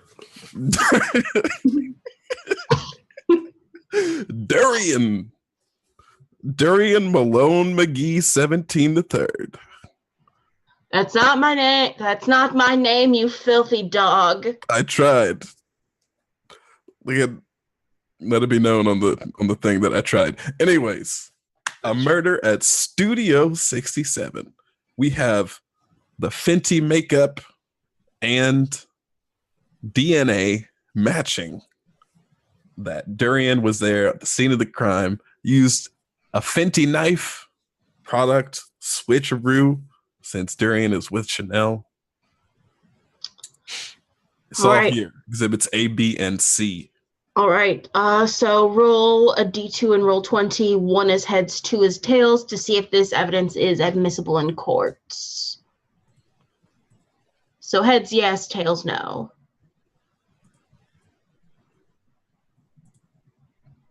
How can I roll? Oh, I can. Can I just say like roll? Yeah, roll 1D2. Yeah. All right, it's admissible. Yes. Maybe like the lawyers prove that like this, not only was this murder done by Durian, who sung like a canary, it was done at Blueberry's behest. Dun Dun dun dun. Okay. Augustus, present your evidence about this. Present your spreadsheet about this underground extra illegal poker club. Oh Lord, I got a spreadsheet for you. I do have a question. I'm listening. Was Augustus legitimately cursed to only wear a certain type of pants from now on? No, it's fine. There are real wizards in the police force who could have broken that curse, but for a solid week, like if you tried to put on a pants, the ass would just disappear. Oh no. Yes, but it's okay. The curse is broken now. The curse is broken now. Or if you like tried to cover your waist with the towel, there would just be like a hole. Oh no. Yeah. So yes. All right, but no, you're fine now. You're fine now in court. I had to make it was funny for a while though. The only reason they were there for a week is because they were too busy laughing for a week. Right, so present your evidence. Augustus approaches the bench. Your Honor, here, approaches the bench with a whiteboard, several spreadsheets attached to it haphazardly, and a poker chip that has been sealed in a plastic baggie.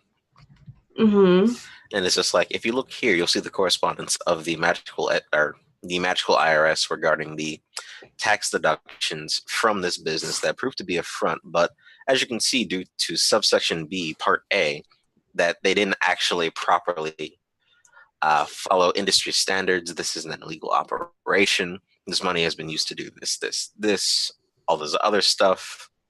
And I assume that Augustus continues to talk until the judge tells him to shut the fuck up. Bangs on the gallet. That's enough, officer. That's enough, detective. That's enough. All right. So Mickington, roll 1d2 to see if this is disproven in court. Sure. Yeah. Did you call me Mickington? I did. Deal with it. Oh no.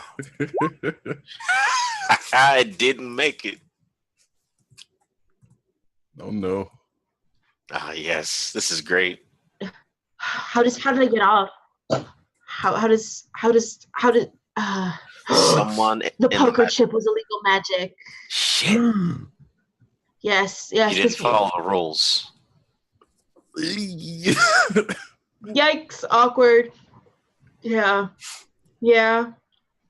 So yeah, like Prince Blueberry's lawyer gets up and says just says like It's not.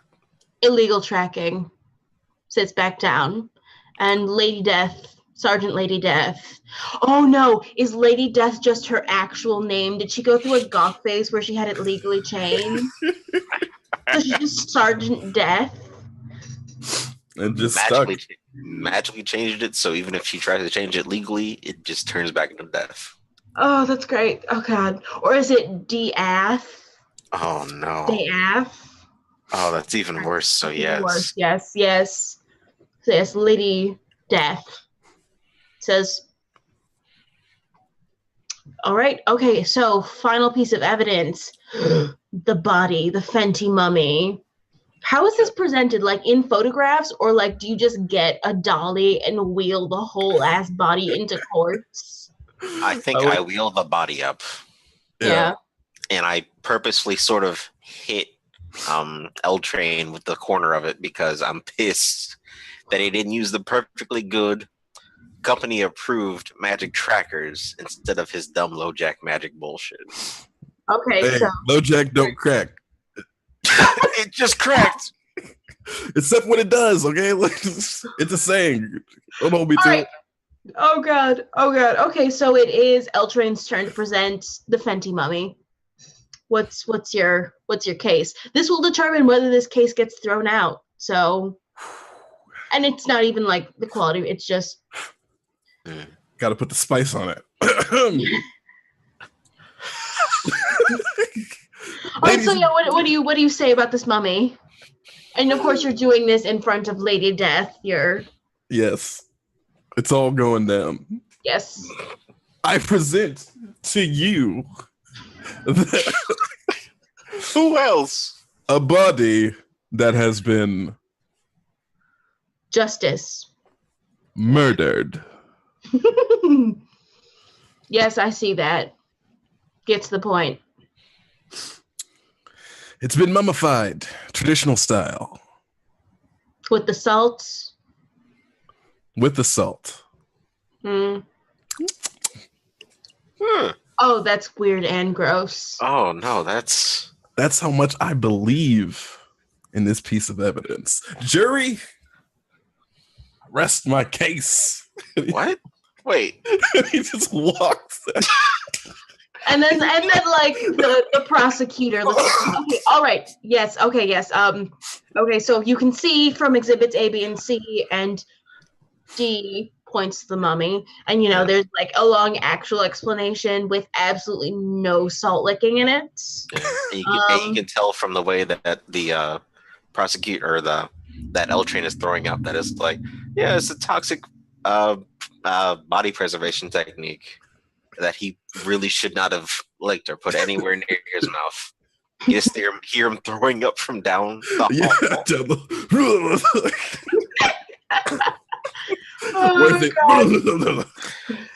Oh, you've made a terrible mistake. All right, roll a D2 to see if this is successful.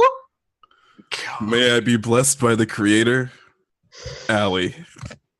Please help us. Big money, no whammies. No. Oh no! The case is dismissed. You broke into the airplane hangar. Oh, I'm so. And it was the Yeezys. Thank you, Eric. Yes. Yeah, God. Oh. The jury comes back. Blueberry gets off. You guys failed. No. I know. My character's so pissed. We got caught because of the Yeezys. The distinctive trait of the Yeezys. The Yeezy 3000s fucked me again. Well, what happens between you and your Yeezy 3000s is also between you and God. Allie is God in this scenario. Yeah. Ooh. All right. So yes, Prince Blueberry gets off. Firmly off screen.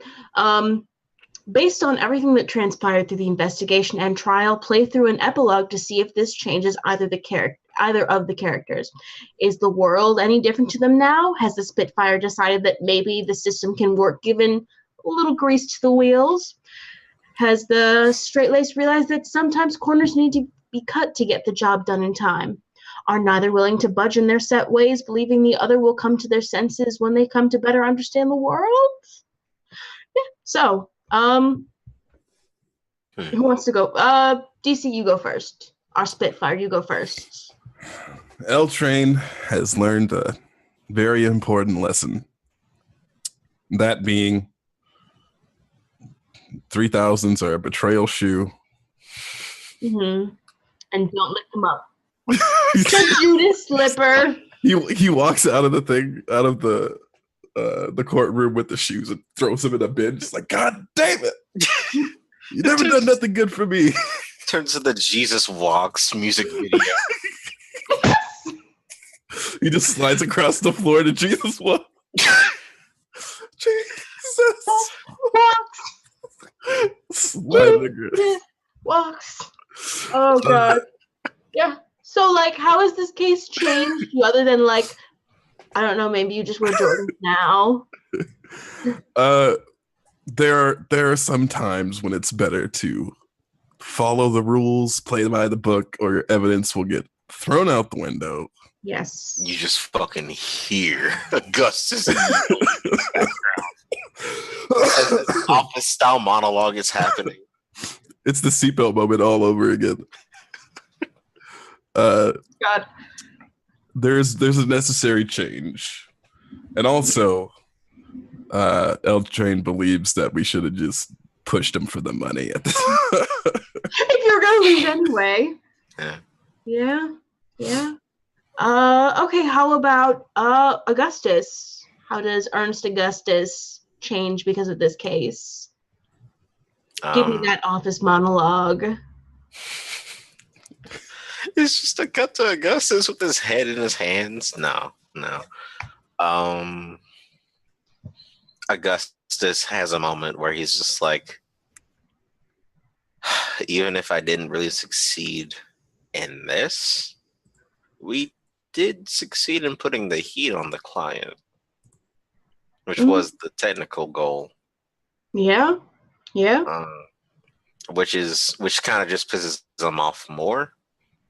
And Augustus slowly realizes that following protocol didn't seem to help or hurt him. Mm-hmm. And the only thing it really helps is his own sense of values. And he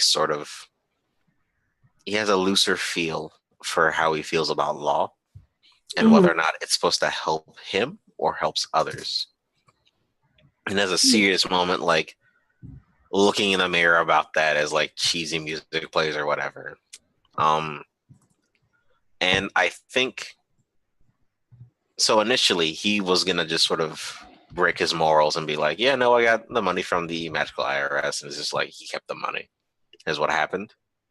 But instead of giving L Train a cut of the money, he decides that he spends the money, or L Train's cut of the money, on department magical practices, and like an actual tutor or whatever for L Train that just shows up at his terrible L Train apartment to teach him magic.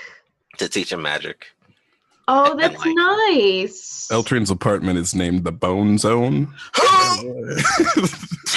Is there just like a door plaque, like you pried off the number and put like bought individual brass letters that spell out Bone Zone? Yes.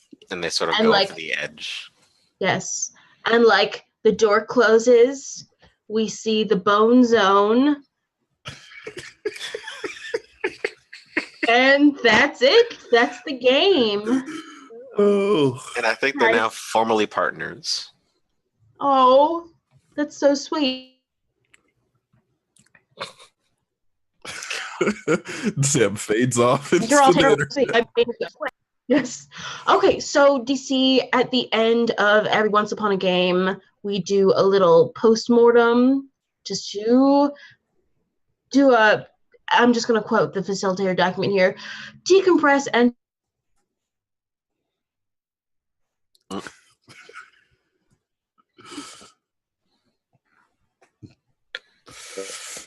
decompress, de-stress. Oh, that's what you do in the bone zone. Christ. You don't get I'm to putting do on my anything disapproving else. glasses. Oh my god, Ellie makes the best games. We have ruined this. We broke it. You're welcome. We did it for free. What did we like? I liked how. Oh, rather, DC, you go first. No, you were going to say something. Say it. Oh, jeez. Do you think? I liked how this was character driven, and like from the outset, I enjoyed the fact that the feel of it is just like the case will be solved or not. It doesn't matter. It's all about the narrative, Mm-hmm. and I like that it was just from the outset. You're gonna win the case probably. You need to see how these characters actually interact. Mm-hmm. Yeah. I feel like we probably should have added more background to the actual area we're in, maybe. Yeah, whatever. We know that there's a Studio 69 and boba shops, but like, that's really all you need for a bustling metropolis. Yeah, that's true. Yeah. I don't know, DC, what did you like? Shit. I liked everything. It was really good. This game is really freaking fun. I liked that we made really, really interesting characters. I feel like both me and you, Mick, made characters that we don't exactly like in a bunch of ways, but like played it up, which was really cool. Yeah. I liked. I'm actually really glad, Sam, that you like facilitated everything. Yeah. Yeah, like even if it had been a one-on-one game, like I still would have ended up doing the same thing. This way I don't actually have to play a character. I can just sit back and do my snotty voice at you. But yeah, I figured I would rather be the facilitator for this than to have the weight on me of it being a two-person game and have to teach the one page of rules. So yeah, you're welcome. I do my best. Okay, let's see. What worked and what didn't?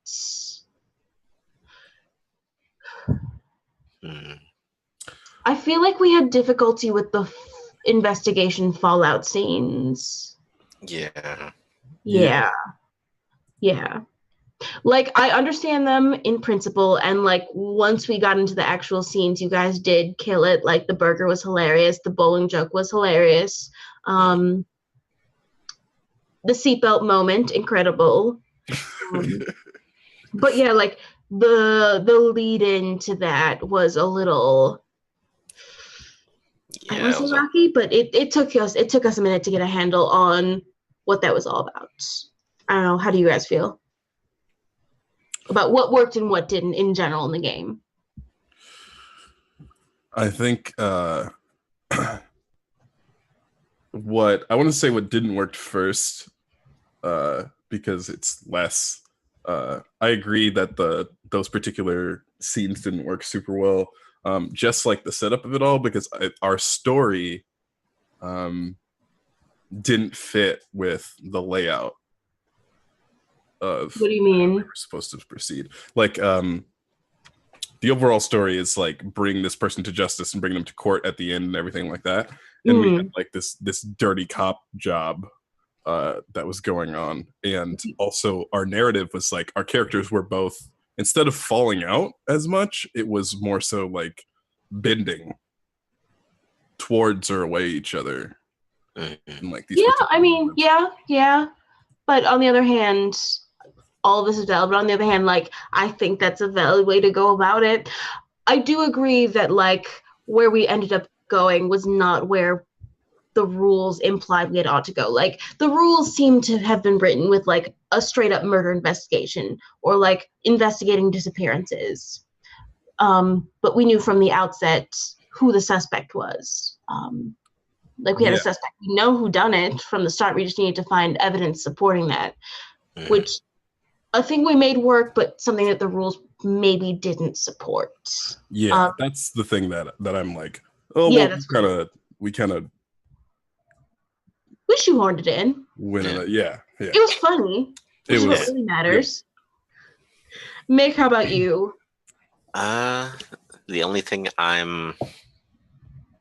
The only issue is that we never came up with an actor for Blueberry. That's me. Oh no. Oh, that's true. We never had a Blueberry. Blueberry lives on in my heart. Blueberry. Doing what? Doing weird Egyptian murders? Yeah. What else is there? There are many things to do. Nothing that matters. God. Okay. What was your favorite moment? That's a tough question. Yes. Because this was fun as hell. Yes.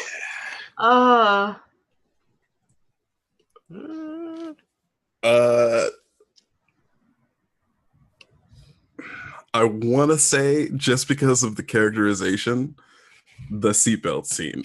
Yes, that was great.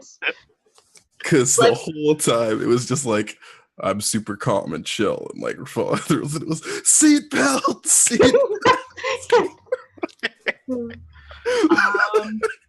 That Jaywalker has to be concussed.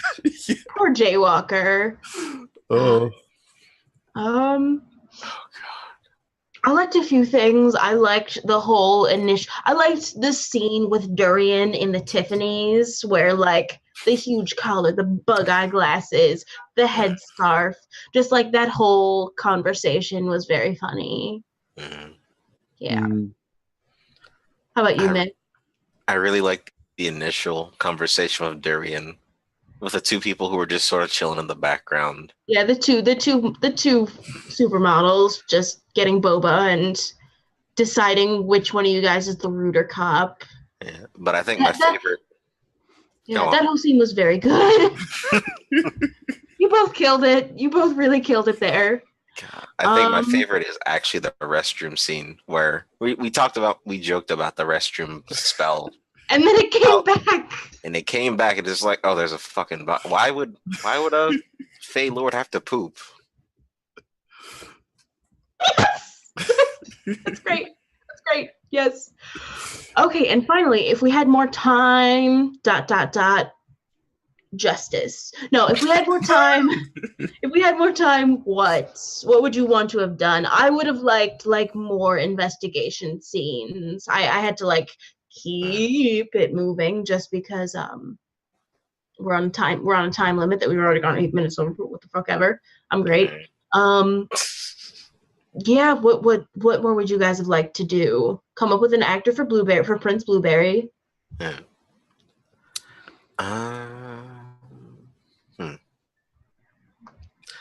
Maybe more solo scenes to help establish character further. Yeah. So that we'd have more of a contrast when we see the two together. Like L-Train and his L-Train element, whether it be in the Bone Zone or the Emporium. And, I would have loved to see the Emporium. I would have been terrified of the Emporium. Oh, man.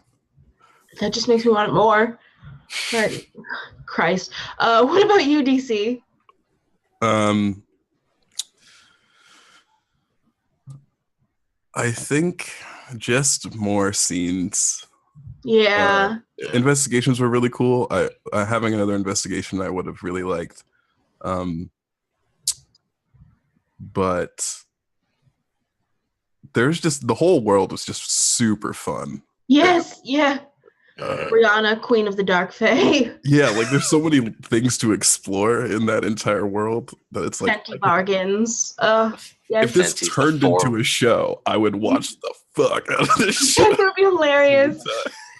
Oh god, I definitely would. I don't like here's my dark secret. I don't like procedurals. I don't like crime procedurals, but I would watch this crime procedural. I would too. Yes. Yeah. Okay. So let's do our outros. I'm Sam. You can find me at Passfriends on Twitter. You all owe me $2,000. Eric, you still owe me $30.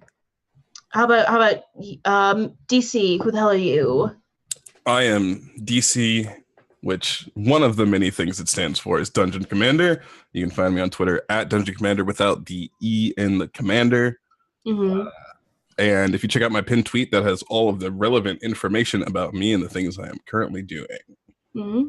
And buy Mutants in the Night, you fucking cowards. Do it. Yeah. Yes.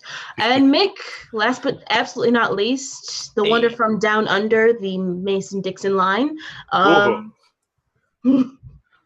Yes, every day it holds me down, but one day I'll rise above it.